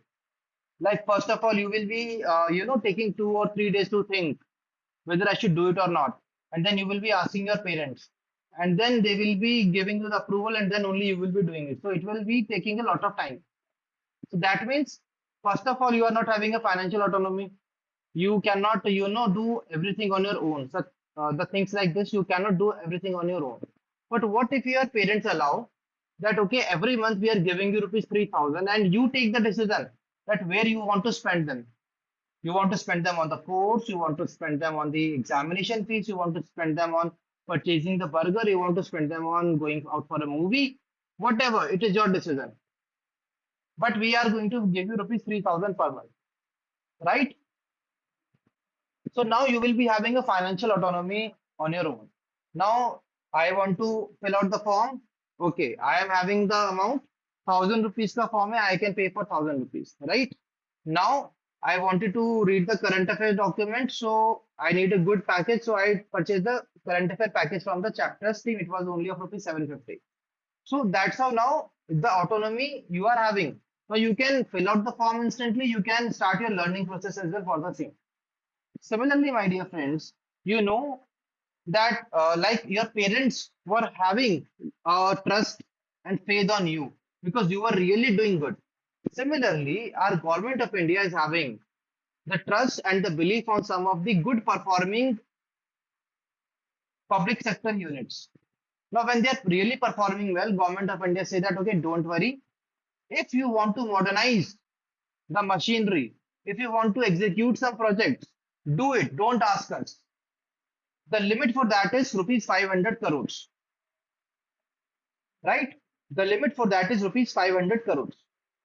So up to 500 crore rupees, you are having the financial autonomy. You can purchase something, you can invest them in the capital expenditure for the faster project execution, modernization, and the expansion in the defense production and the exports. So that's all, my dear friends. So that's why we provide the mini Ratna status. Under the mini Ratna status, this financial autonomy. So similarly, like you are the Ratna of your parents, right? You are the Ratan of your parents. So similarly, in our government, we are having the mini Ratnas. We are having the mini Ratnas, we are having the Navratna, we are having the Maharatna. So I have explained you the mini Ratna. Now you will be telling me in the comment section about the Navratna and Maharatna. Okay? So YIL is one of the 7D PSUs formed after the corporatization of the Ordnance Factory Board on 1st October 2021. So 2021 में हमने Ordnance Factory Board का corporatization किया था जहां पर different units were being created and YIL was one of the 7 new defense public sector units of the country. So that's all from this news article, guys. Earlier we have seen the other DPSUs also getting this clearance, like Munition India Private Limited, Armored Vehicles Nigam Limited, and the India Optal Limited also got the Mini Ratna status. Clear, everyone? Are you guys getting the point? So Herschel is saying spent on the chapters and still saved the money. Yeah, so that's how you learn your financing, right? So I hope that this part is clear to everyone. Okay, ji. Now let's move on to the next news article. The Ministry of Culture has launched the Gyan Bharatam. So Gyan Bharatam क्या है दोस्तों? See, you have your ancestors, right? Your grandfathers, your grandfather's father, father of the grandfather, right? And they were having some traditional knowledge with them, and they were written in, in a very old diary. In a very old diary, you are having that particular part, the old knowledge of your ancestors. Now you want to preserve them. What you will do? This is the digitization world, right? So you can scan them, you can make a repository of them. Like, by first you can scan them, you can make a PDF of that, and now you can put it on your email ID, right? You can put it on the your Gmail drive, right? So in this manner, you will be able to protect that knowledge for a longer period of time for your upcoming generations, right? For your upcoming generations now. You will be having the children after some time, after some years, I would say, right? Then after 20, 30 years, your children will be having the children. Then they will be having the children. So whatever the knowledge you guys were having right now today, you are also making a repository of the same so that it can be used by your future generations also, right? Same thing, my dear friends, to do the same. You know what? We are having so much of the knowledge, the deep knowledge of our ancestors and the traditional knowledge. We want to save them. And that is why what we have launched, we have come up with the Gyan Bharatam. हम ज्ञान को बटोर रहे हैं. किसका ज्ञान? भारत का ज्ञान. The ज्ञान of India. The ज्ञान Bharatam. It is a flagship initiative of the Ministry of Culture announced during the Union Budget 25-26. It aims to unearth, safeguard, and preserve India's manuscript heritage. So many manuscripts are there in India. We want to save them, we want to protect them, and we want to provide everyone the access to that. So that is why we have come up with the Gyan Bharatam initiative, which aligns with the national vision of the Viksit Bharat 2047, combining cultural preservation with the human capital development. Now, for this project, Standing Finance Committee has sanctioned 491.66 crores for the period 25 to 2031. A nationwide network of cluster centers and independent centers is being established under the initiative. 7.5 lakh manuscripts have been digitized, 1.29 lakh available on the Gyan Bharatam portal. Clear, everyone? So let's try to answer these questions now. So Dash has been granted Mini Ratna status category 1 status, that is the YIL Limited. Mini Ratna 1 status allows the YIL board to improve capital expenditure to rupees 500 crores. YIL is one of the 7 DPSUs formed after the corporatization of the Ordnance Factory Board on 1st of October 2021. That's all from this news article. Now moving ahead, the Ministry of Culture has launched the Gyan Bharatam initiative. It is a flagship initiative of Ministry of Culture. The Standing Finance Committee has basically sanctioned 491.66 crores for the period 2025 to 2031. Over dash manuscripts have been digitized, 1.29 lakh available on the Gyan Bharatam portal. How many have been digitized? That is 7.5 lakh. That's all. So clear to all of you? Clear to everyone?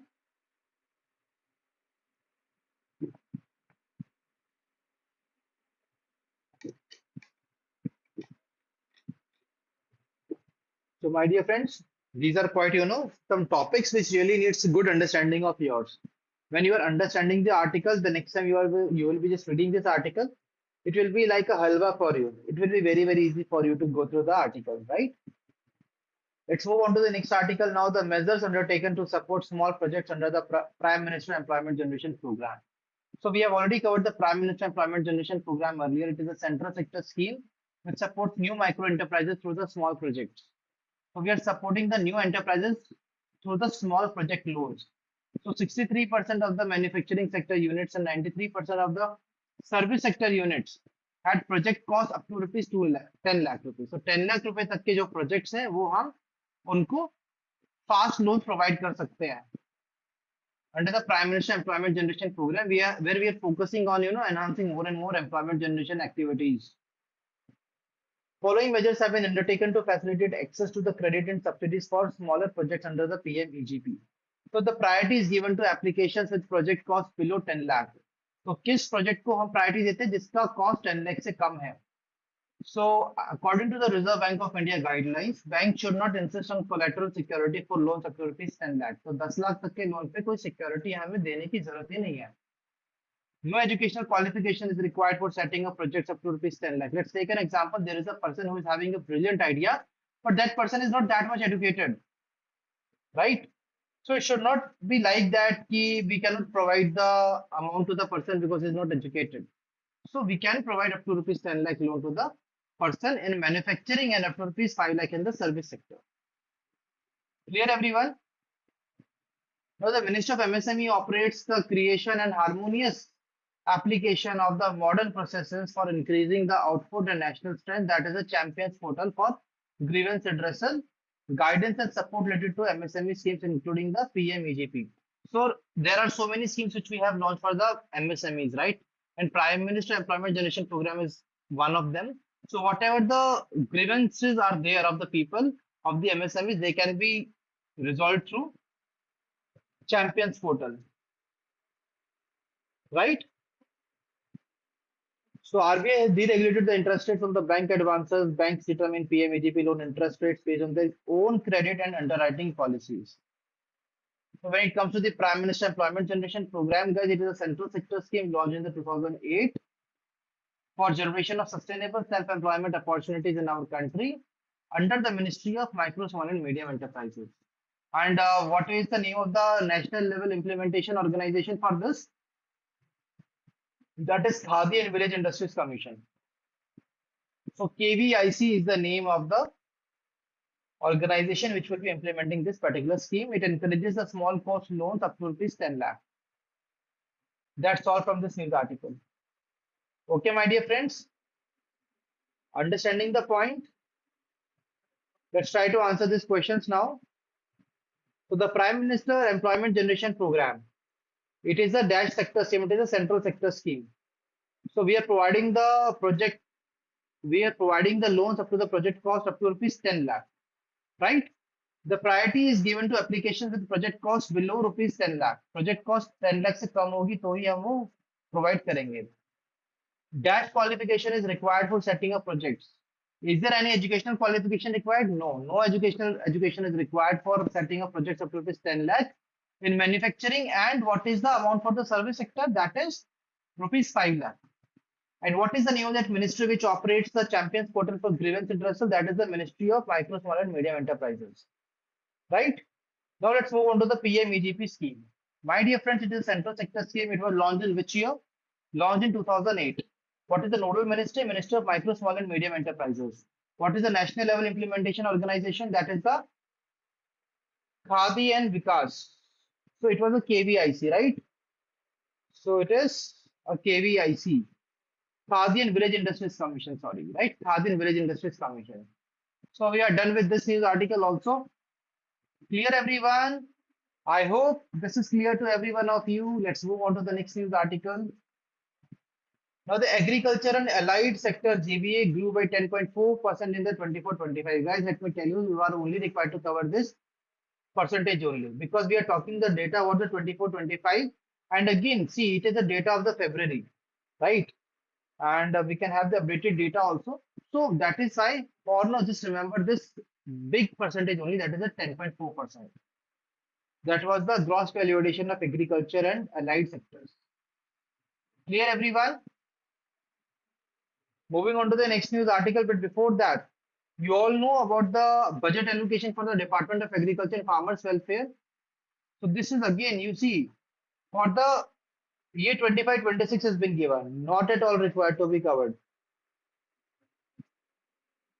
Now, oilseed area and the production in 24-25, the oilseed area and the production has increased to 304.4 lakh hectares in 24-25. In the year 24-25, the area under the oilseed cultivation has increased from 301.92 to 304.4 lakh hectares in 24-25. That's all. Moving ahead, my dear friends, MSPs we have covered so many times. So basically, MSPs are fixed annually for 22 mandated crops, and Government of India fixes the minimum support price so that we can ensure the income protection of the farmers. because sometimes what happens is when there is a huge supply. So let's take an example that you are making some notes for your examination, right? And you are going to the market to sell your notes. So basically, the value of your notes is rupees 100, right? And as there is a huge supply of notes, so now market only offers you rupees 70 or 80 rupees. So it will be a loss for you, 20 rupees per unit, right? So that is why, my dear friends, let me tell you that this can also happen with the farmers also. When there is a huge supply of the crops, what can happen? The people can say that, okay, we are already getting this particular crop at this price. If you are ready to give me at this price, then it's okay. Then otherwise, I will be purchasing it from the other person, other farmer. So that is why we came up with this idea of coming up with the minimum support price so that we can provide assurance to the farmer that see this is the minimum price that you will be getting, right, for your crops. So every year, the Commission for Agriculture Costs and Prices sits and it recommends the MSP. Clear? So the 22 mandated crops include the 14 kharif crops, which include paddy, jawar, bajra, maize, ragi, turd, moong, urad, groundnut, soybean, sunflower, sesame, Niger seed, and cotton. Then we are having 6 rabi crops and 2 commercial crops as well. So we are having 14 kharif crops, 6 rabi crops, and 2 commercial crops. Clear, everyone?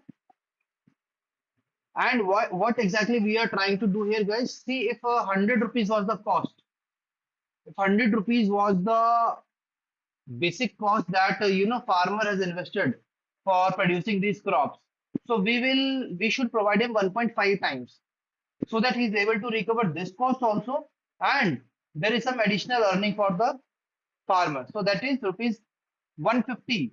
If the total cost for the farmer was rupees 100, then we should provide him 150 rupees in return.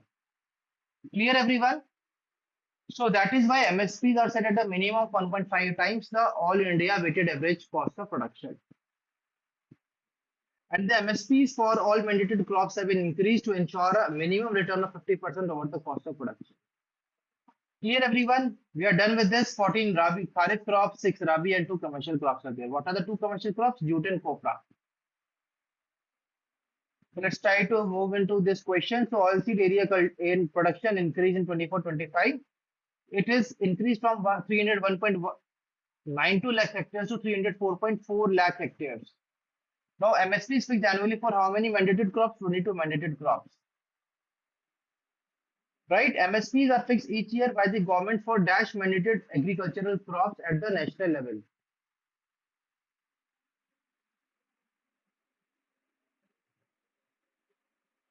So the 22 mandated crops include, so this is the 22 mandated crops, my dear friends, right? So these includes 14 kharif crops, 6 rabi crops, and 2 commercial crops. The 2 commercial crops are jute and copra. That is the right answer. Okay, my dear friends. Now we are moving. The Department of Agriculture and Farmer Welfare budget increased significantly from 2014 to 25-26. So guys, again, old data not required to be covered from exam point of view. Agriculture and allied sectors has reached $51.9 billion in 24-25. Guys, recently we covered the agriculture data in one of the previous session of the month of March, right? Where we saw that it was around $51 billion. The exports were $51 billion for the agricultural products, right? So we have already covered that. So again, this data is now outdated and we are not required to cover from examination point of view. We have already covered this data in the previous sessions. Clear? Clear, everyone? Now you can cover this part, the financial assistance scheme of APEDA, that is Agriculture Producer Agriculture Export Development Authority, APEDA, Agriculture and Processed Food Products Export Development Authority. So it is implemented by the Department of Commerce through APEDA to facilitate the export of agri products by providing assistance to the exporters. It achieves the objective of understanding the several challenges and acknowledging the need for assistance. The beneficiaries include the member exporters across the country. The financial assistance is provided in the 3 broad components, that is the development of export infrastructure, quality development, and the market development. The tenure for this scheme is 2021-22 to 25-26. So this is what we are talking about, the financial assistance schemes of APEDA. So it is the Agriculture and Processed Food Exports Development Authority, APEDA. It is having the financial assistance scheme. It has been implemented by which department? Department of Commerce. Through which organization? APEDA. That is the right answer. What is the tenure? 2021-22 to 2025-2026. Okay, my dear friends. Now let's move on to the next part, the Cooperative Ombudsman. So the Ministry of Cooperation appointed the Cooperative Ombudsman in 2024. 2024 के अंदर Cooperative Ombudsman को appoint किया गया by which ministry? Ministry of Cooperation.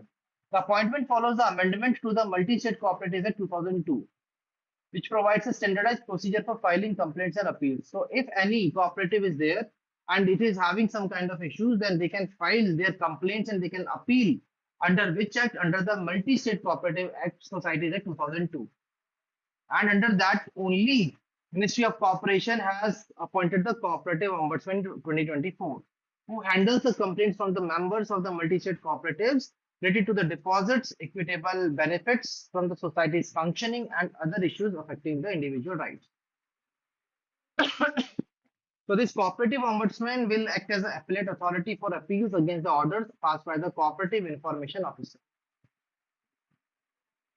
Clear, everyone? I hope that you guys are able to understand it.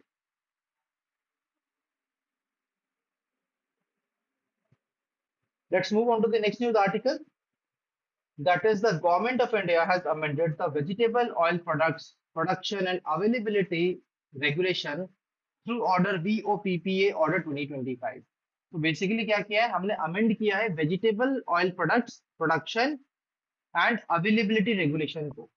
Let's take an example, my dear friends, that in your locality there are so many milk vendors who just comes to your house every day and they distribute the milk products to you, right?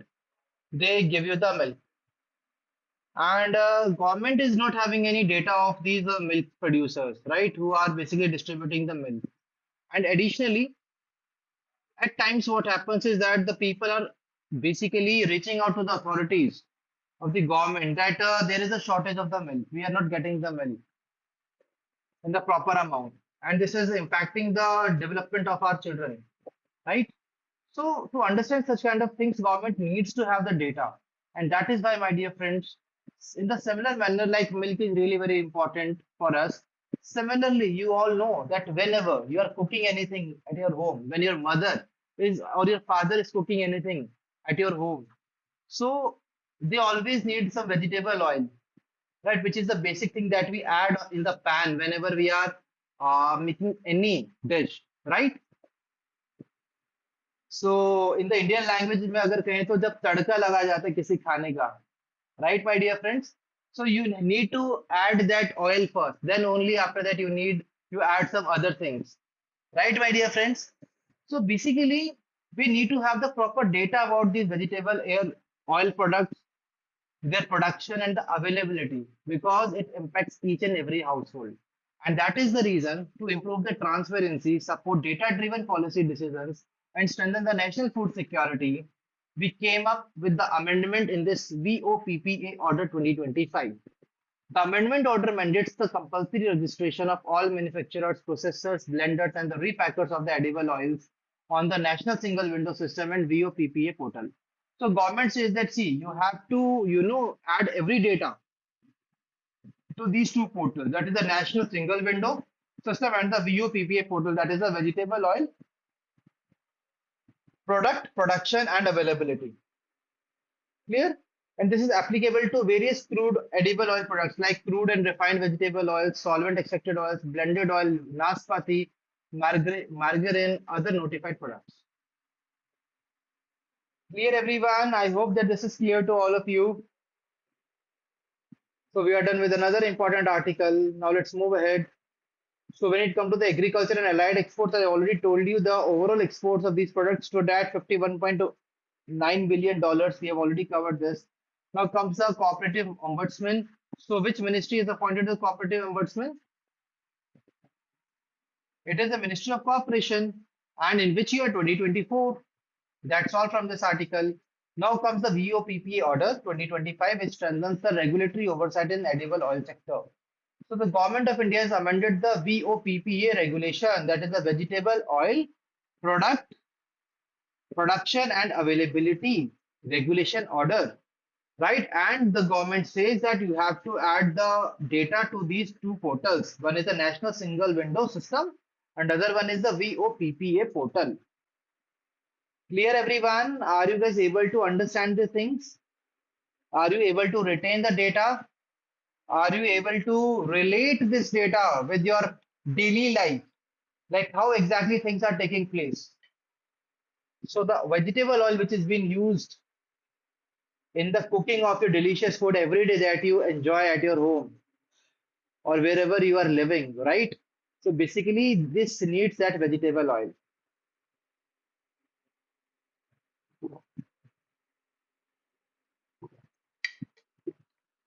So all the manufacturers, processors, and blenders, they have to ensure that they are adding this data there.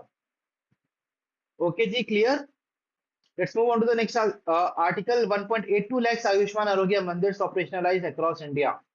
As per the data on the Ayushman Arogya Mandir portal, 1.82 lakhs Ayushman Arogya Mandirs have been operationalized by strengthening the sub-health centers and primary health centers.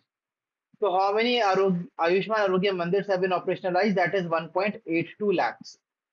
They are having the 12 packages of the primary health services in urban, rural, and the tribal areas, which includes reproductive and child care service, communicable and non-communicable disease, palliative and elderly care, the mental health and neurobiological conditions, sustainable substance use disorders, right?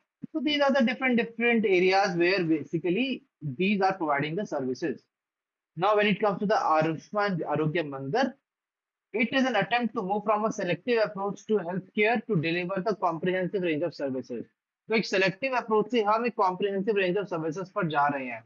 Like you can see here, we are providing the expanded service delivery, expanding HR and multi-skilling, partnerships for knowledge implementation, community mobilization, robust IT system, financing provider payment reforms, medicine and expanding diagnostics, continuum of the care and telehealth referral. So guys, these are having these is different services, and we have basically compiled them under the two components.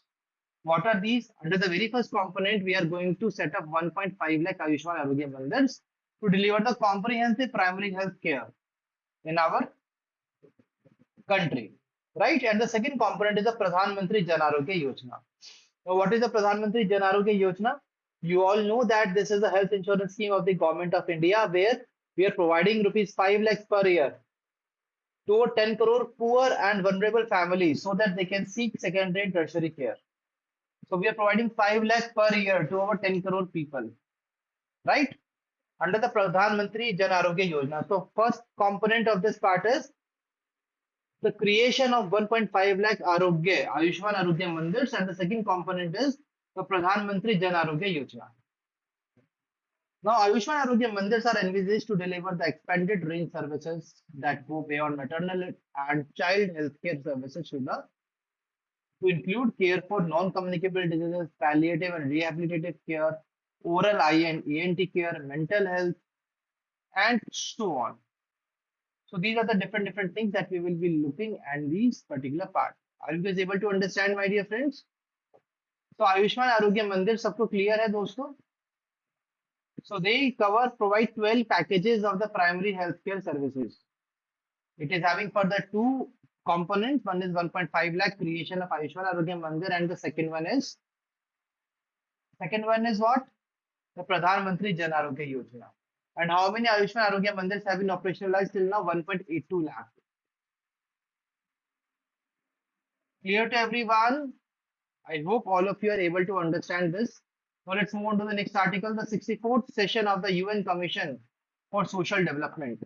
My dear friends, Indian delegation led by the Minister of State for Women and Child Development attended the 64th session of the Commission for Social Development. And where exactly this particular conference was held? The session was held in United Nations headquarters, New York. Clear? Who was the chair of the commission? It was Ambassador Christina Hayoshin.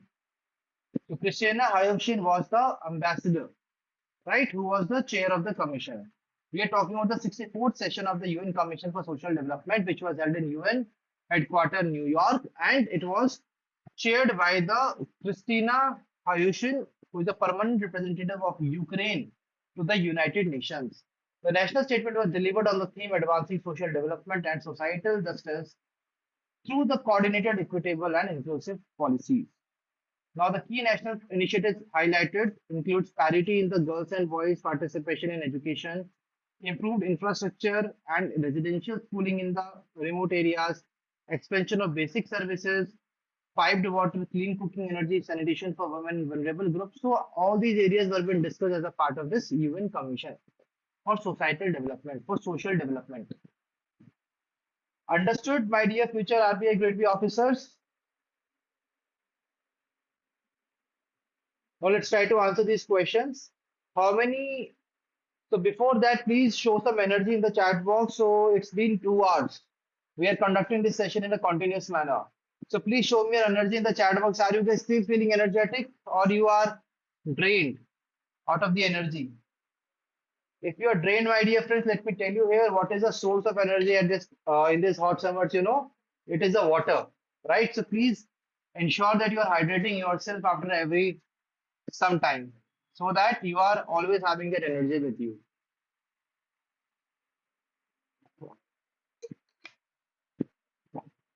Now I can see some energy in the chat box. Okay, good to see some fire here. Now let's try to answer these questions. Okay. So how many Ayushman Arogya Mandirs have been operationalized across India? 1.82 lakhs. That is the right answer. So Ayushman Arogya Mandirs provide how many package of primary health centers, primary health services? That is the how many packages? 12 packages of services are there. Moving it under its first component, how many Ayushman Arogya Mandir will be created? 1.5 lakhs. And the second component is basically the Pradhan Mantri Jan Arogya Yojana, under which we are providing a cover of rupees 5 lakh per year to cover to over 10 crore poor people. Absolutely right.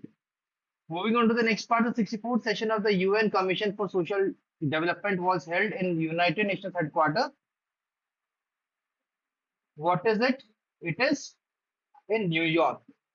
And who was the chair of this commission? That is Christina Hayushin. That is the right answer. Okay, yes. So one of the blank was left. Okay, so this was the Ayushman Arogya Mandir provides 12 packages of primary healthcare services in rural, urban, and the tribal areas. Absolutely right. Now, please give me an answer in the chat box. The tribal areas in our country are covered under which schedule of the Constitution? Please tell me in the chat box. They are in the fifth schedule. They are the fifth schedule areas. Absolutely right.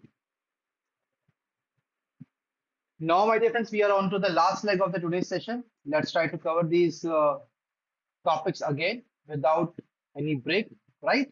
So, MSDE has signed an MOU with the IPE Global Limited. So, Minister of Skill Development and Entrepreneurship has signed an MOU with the IPE Global Limited, and they will be building a gender responsive, future ready skilling ecosystem for young women across India. So, basically, what we are doing is again, we are focusing on the young women, right? We are going to create a future ready skilling ecosystem for them so that they can also participate in aspirational job roles in the upcoming timeline, right? And strengthen the linkages between the skilling, employability, and inclusive economic growth. That's all. So, with which organization MSDE has signed an MOU? That is the IPE Global Limited. Next part, the first open call of Technology Development Board under the RDI fund.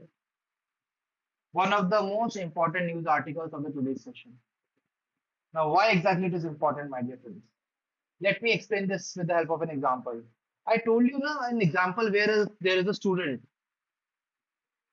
but there is a student, and the student is having a really brilliant idea, right? And now, if there is someone outside and is supporting the person to work more on that idea, to make a prototype of that, and to test it on a large scale, which can become a revolutionary product in the upcoming timeline. So, what will happen, my dear friends? We will be able to see that revolution through that product, right? So, but what happens is that so many times we are not able to get, that desired support and the funding from the people for our those brilliant ideas. And that is why sometimes, and not sometimes, but many times, these ideas remains the ideas. The research which has been done by the scholars in our country, right? The research just left in the research papers as a research only. We are never able to convert it into a scalable product in the market. And that is why government of India came up with a solution.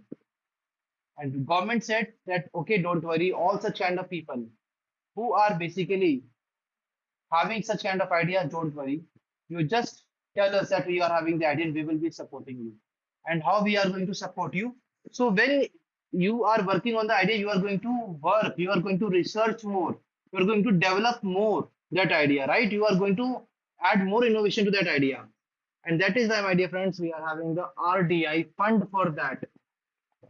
So government has set up the RDI fund scheme, Research Development and Innovation Scheme. RDI fund, Research Development and Innovation Fund scheme, under which we are going to provide the funding to these projects which can be scalable, right? In the upcoming timeline.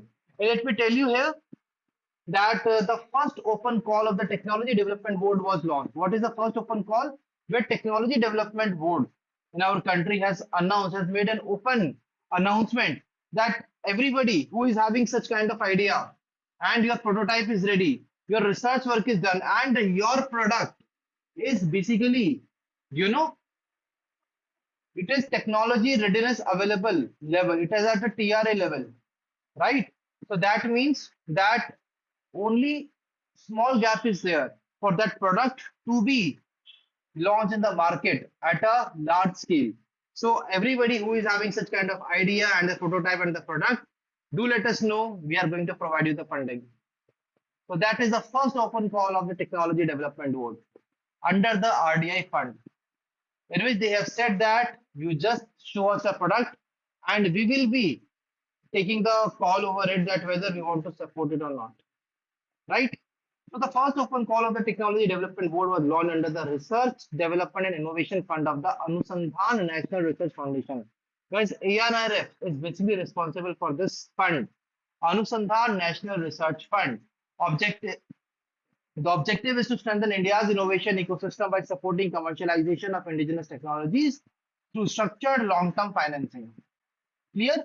It aims to enable the private enterprises to scale technologies, including in the strategic sectors such as space and nuclear, by reducing the financial risk and ensuring accountability. So, guys, what exactly we are going to do here is that basically there are so many private sector enterprises which are having such kind of products and the ideas which are really readily available to be launched in the market, but due to the funding problem, they are not able to do that. So that is why we want a private sector led funding here again, so that we can make these products more scalable. So we will enable private enterprises to scale the technologies, including in the strategic sectors such as space and nuclear. The fund has a total corpus of 1 lakh crore, very, very important point. Provides concessional financing at the interest rate of 2 to 4%. So जो अगर वही इसके लिए that company should have gone to the bank, they would have asked them a very big, a very heavy interest rate based loan. But here, as a part of the government of India RDI fund scheme, what we are providing just 2 to 4%. Just at a 2 to 4%, take the loan for a tenure up to 15 years and convert your product, your ideal product, into the marketable product, and we are going to provide you the support. So that's how the government is going to now help these people. And this will also include the moratorium provision as well. The RDI fund was approved by the Union Cabinet in July 25 and was launched in November 2025.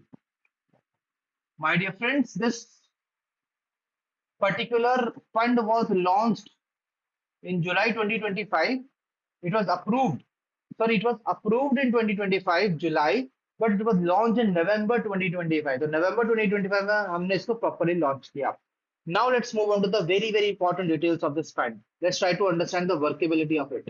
So the Research and Development and Innovation Scheme fund of rupees 1 lakh crore marks a landmark step in strengthening India's research and development ecosystem. So it is going to mark a landmark step in the strengthening India's research and development ecosystem. Nodal ministries, Department of Science and Technology and The implementation of the scheme shall be undertaken by the second level fund managers. So who are the second level fund managers? Let's see, earlier the fund will be, there will be a RDI fund. From that, the money will be going to the second level fund managers, which includes the alternative investment funds, development finance institutions, NBFCs, FROs, and these will be giving the funds to the private entities now for scaling the technologies. Clear to everyone? So the aim is to build a private sector driven innovation environment that can accelerate the nation's scientific and technological progress. तो हम एक ऐसा environment बना रहे हैं जिसको private sector drive कर रहा है. It provides a long-term financing or refinancing support with extended tenors at low or the nil interest rates. It provides a long-term financing, my dear friends, or the refinancing support. Clear? It is going to provide a long-term financing or the refinancing support with extended tenures at a low or the nil interest rates. You can see we have already discussed at a interest rate of 2 to 4% only we are providing this. Now it is designed to accelerate investment in the India's R&D and innovation ecosystem. It will catalyze the private sector investment in R&D with a total outlay of 1 lakh crore over 6 years. तो हम private sector investment को catalyse करेंगे किसमें? Research and development में. What is the outlay? 1 lakh crores, right? Including 20,000 crores in the fiscal year 25-26. And what will be the priority sector in this particular scheme? The priority sectors will include the sunrise sectors like energy, security, transition and climate action, quantum technologies, robotics, AI and its application, biotechnology, health, space, and the digital economy. So these are all the different areas. Clear? Now the initiative encourages the greater private investment in the RDI, particularly in the sunrise and the strategic sectors.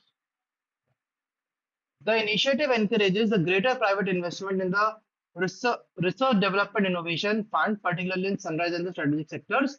We have already provided the sunrise sectors here and also here also the priority areas. Understanding the point, my dear friends? Now, what is the objective of the scheme? To encourage the private sector participation, to finance the transformative projects, to support acquisition of the critical technologies, to facilitate deep tech fund of the funds. So that's how we are going to provide the support to these funds, support to these different projects. Now the scheme will be operationalized through a special purpose fund under the Anusandhan National Research Foundation. तो ANRF के अंदर एक special purpose fund को बनाया जाएगा which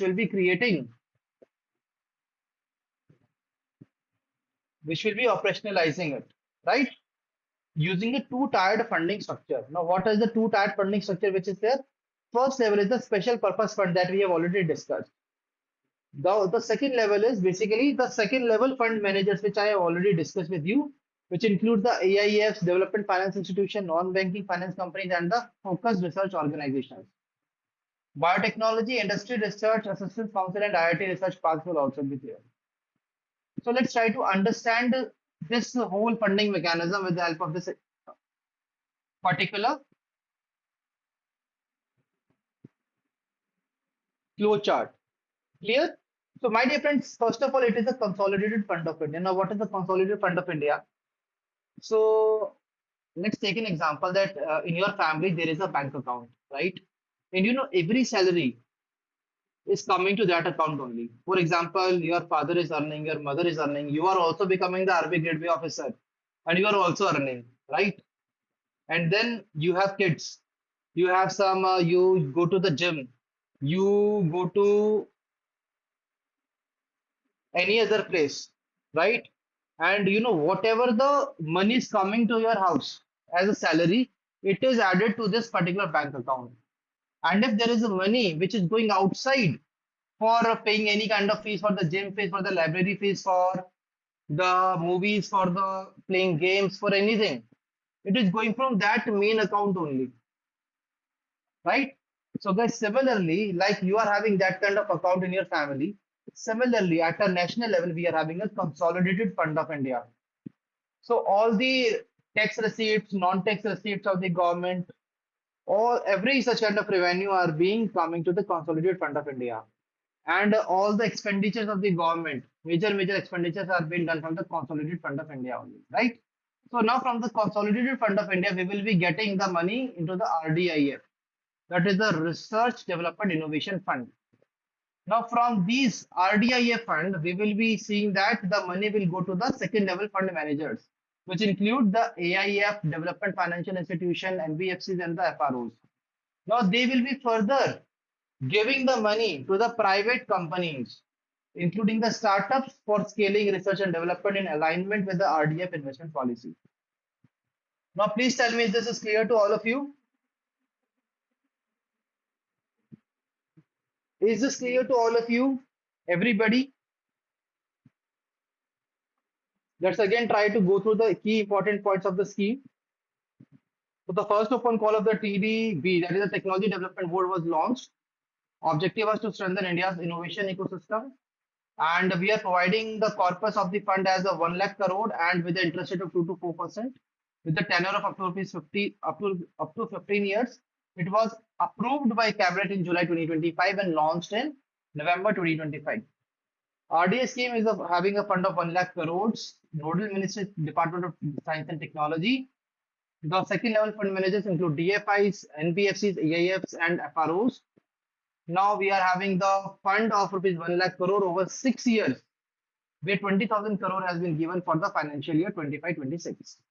Now it will be focusing on the energy, on the sunrise sectors like energy security, deep technology, robotics, artificial intelligence, biotechnology. These are the different areas on which the money will be spent. Now we will be encouraging the private sector participation, finance transformative projects, support acquisition of critical technologies, and we will facilitate deep tech fund of funds. So the scheme will operationalize through a special purpose fund under the Anusandhan National Research Foundation using a two-tiered funding structure. What is a two-tiered funding structure? The first level is basically the special purpose fund. The second level is basically the second level fund managers. So the money will be taken up from the consolidated fund of India. It will be transferred to the RDIF fund. From there, it will go to the second level fund managers. Further, it will be going to the private companies. Clear, everyone? So we have covered this article in a very comprehensive manner. Now, moving on to the next pillar of this article. So the Research Development Innovation Fund, first TDB call has been announced, which will be focusing on the project at technology readiness level 4 and above. तो दोस्तों ये TRL क्या है? Technology readiness level.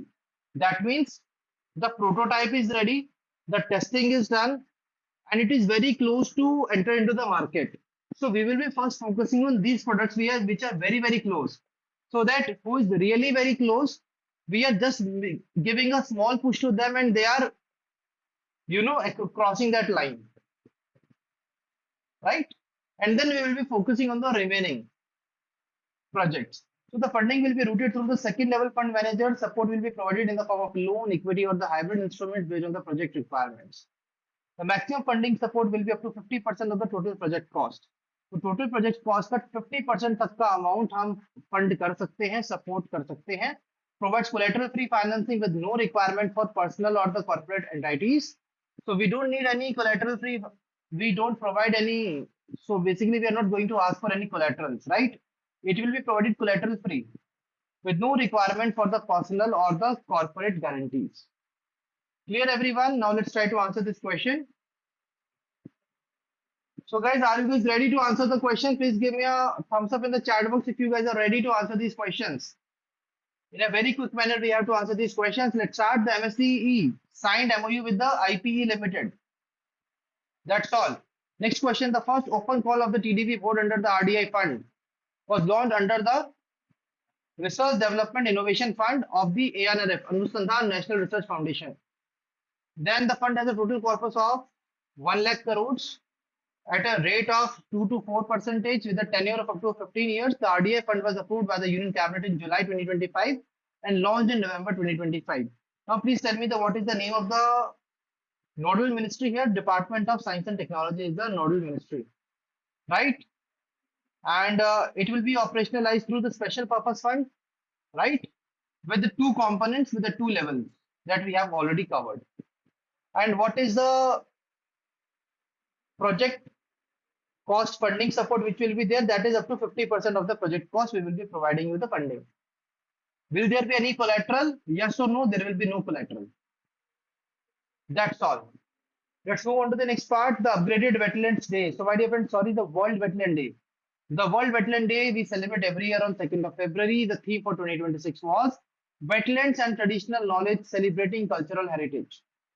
The theme, what is the theme? Wetland and Traditional Knowledge Celebrating Cultural Heritage. What are these wetlands? These are the ecosystems in which water is the primary factor controlling the environment and the associated plant and animal life. Now, recently, guys, two new wetlands were added into the India's Ramsar network. Now, what are the name of these two new wetlands? Do you guys remember? One is the Patna Bird Sanctuary in Etah district of Uttar Pradesh, and the second one is the Chari Dhan in Kutch district of Gujarat. So please remember Patna Bird Sanctuary in Etah district of Uttar Pradesh and Chari Dhan in Kutch district of Gujarat. Clear? India became the signatory to the Convention on Wetland, which is known as the Ramsar Convention, which is a place in Iran in 1971. Right?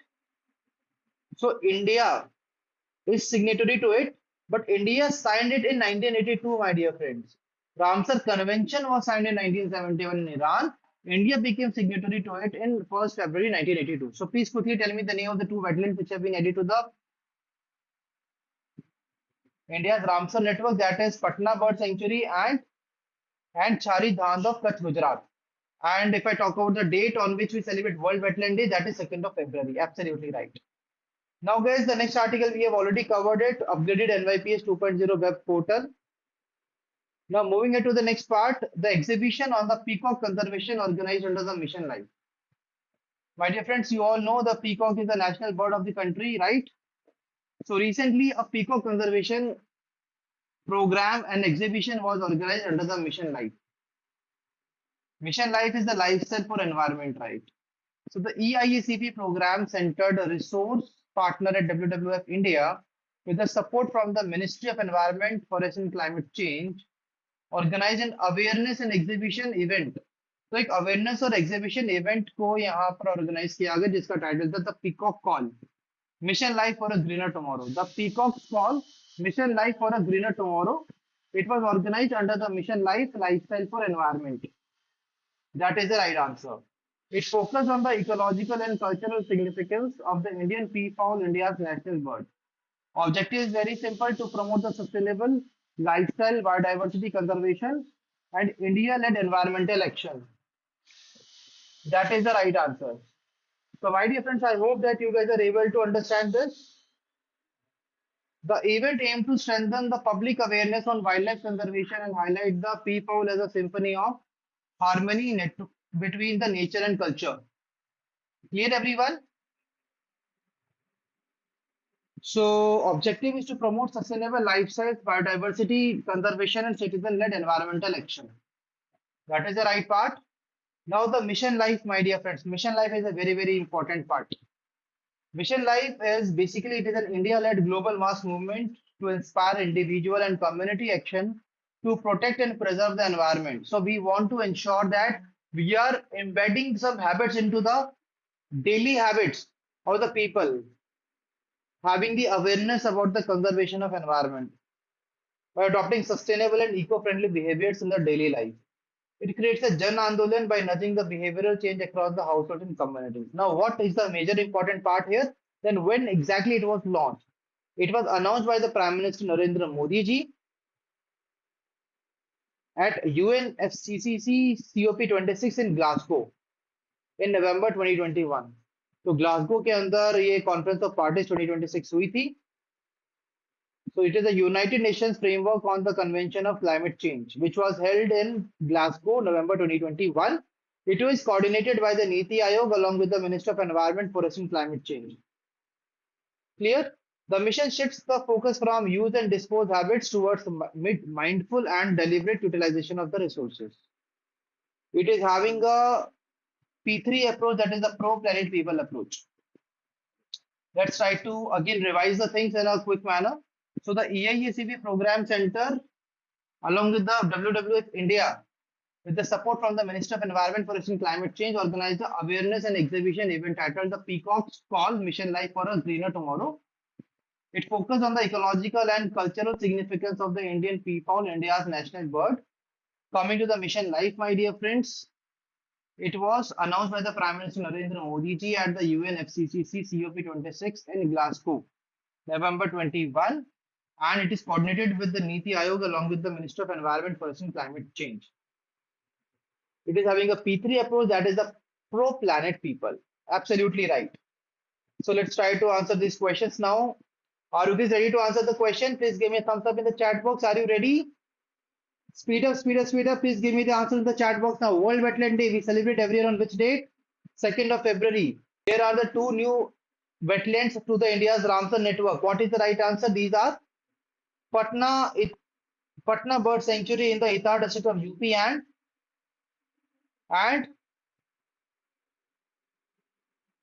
and Chari Dhand in Kutch district of Gujarat. Absolutely right. Now, Ramsar Convention was signed in Iran in 1971. India became signatory to it on 1st February 1982. Let's move on to the next article. Exhibition on the peacock conservation organized under Mission Life. So it was organized under the Mission Life, right? The Mission Life was organized was announced by the Prime Minister Narendra Modi ji at UNFCCC COP26 in Glasgow, November 2021. Coordinated by Niti Aayog in partnership with the Minister of Environment, Forest and Climate Change. It is recognizing individuals practicing such habits with the P3 approach, that is the pro-planet people approach. Clear to everyone? Are you guys able to understand this from examination point of view? So the event was titled as the Peacock's Call, Mission Life for a Greener Tomorrow. And the theme of the World Wetland Day was Wetlands and Traditional Knowledge, celebrating cultural heritage. That's all. Now, guys, let's move on to the next article. The UIDAI has deactivated over 2.5 crore Aadhaar numbers of the deceased persons.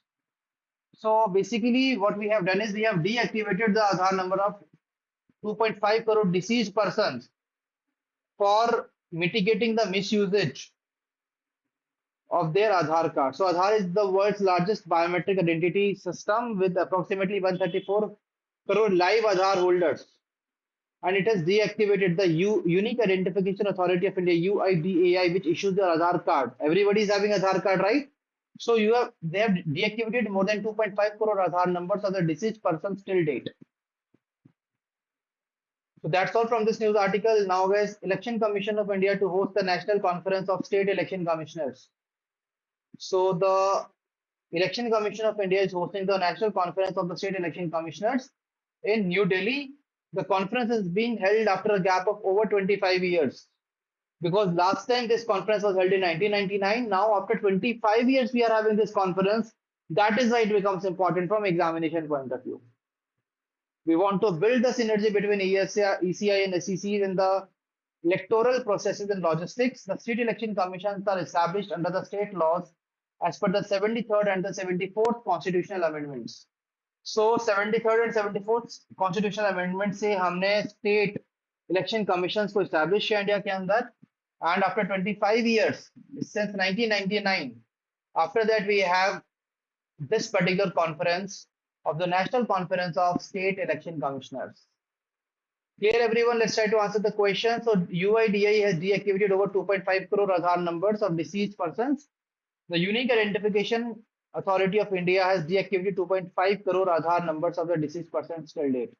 Now the ECI, guys, ECI, Election Commission of India, has hosted a national conference of the state election commissioners at Bharat Mandapam, New Delhi. The conference is being held after a gap of over 25 years after 1999.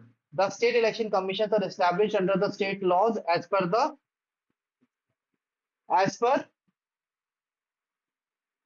my dear friends, as per 73rd and 74th constitutional amendment. Absolutely right. So my dear future RBI officers, how are you now feeling after covering the first week of February, that is the 1st to 4th of February 2026, phase 1 and 2 articles in a comprehensive manner?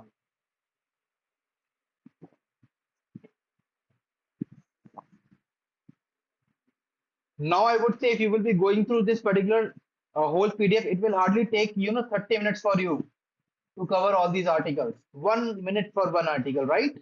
Am I right or wrong?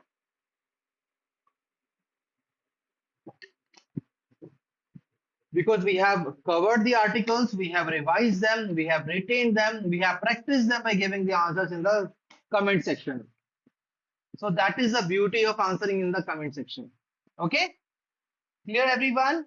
So now guys, we have the phase one articles. Phase one articles, I am giving you the homework. So there are only 8-9 articles which are there, right? And try to give me the right answer to these in the comment section.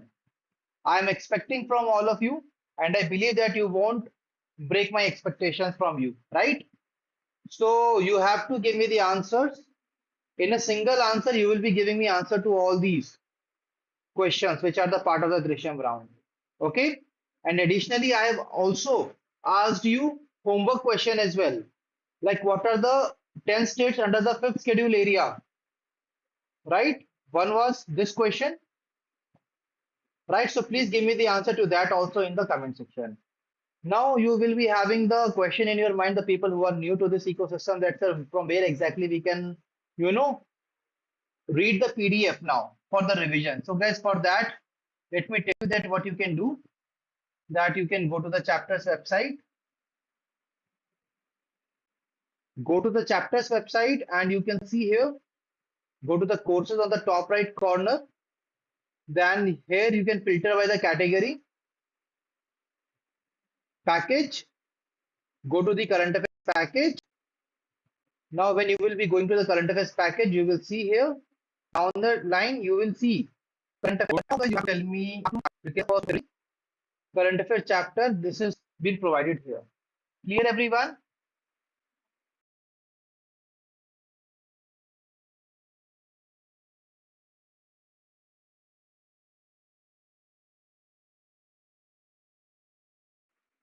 So please revise the articles, attempt the MCQs quizzes, and also please ensure that you are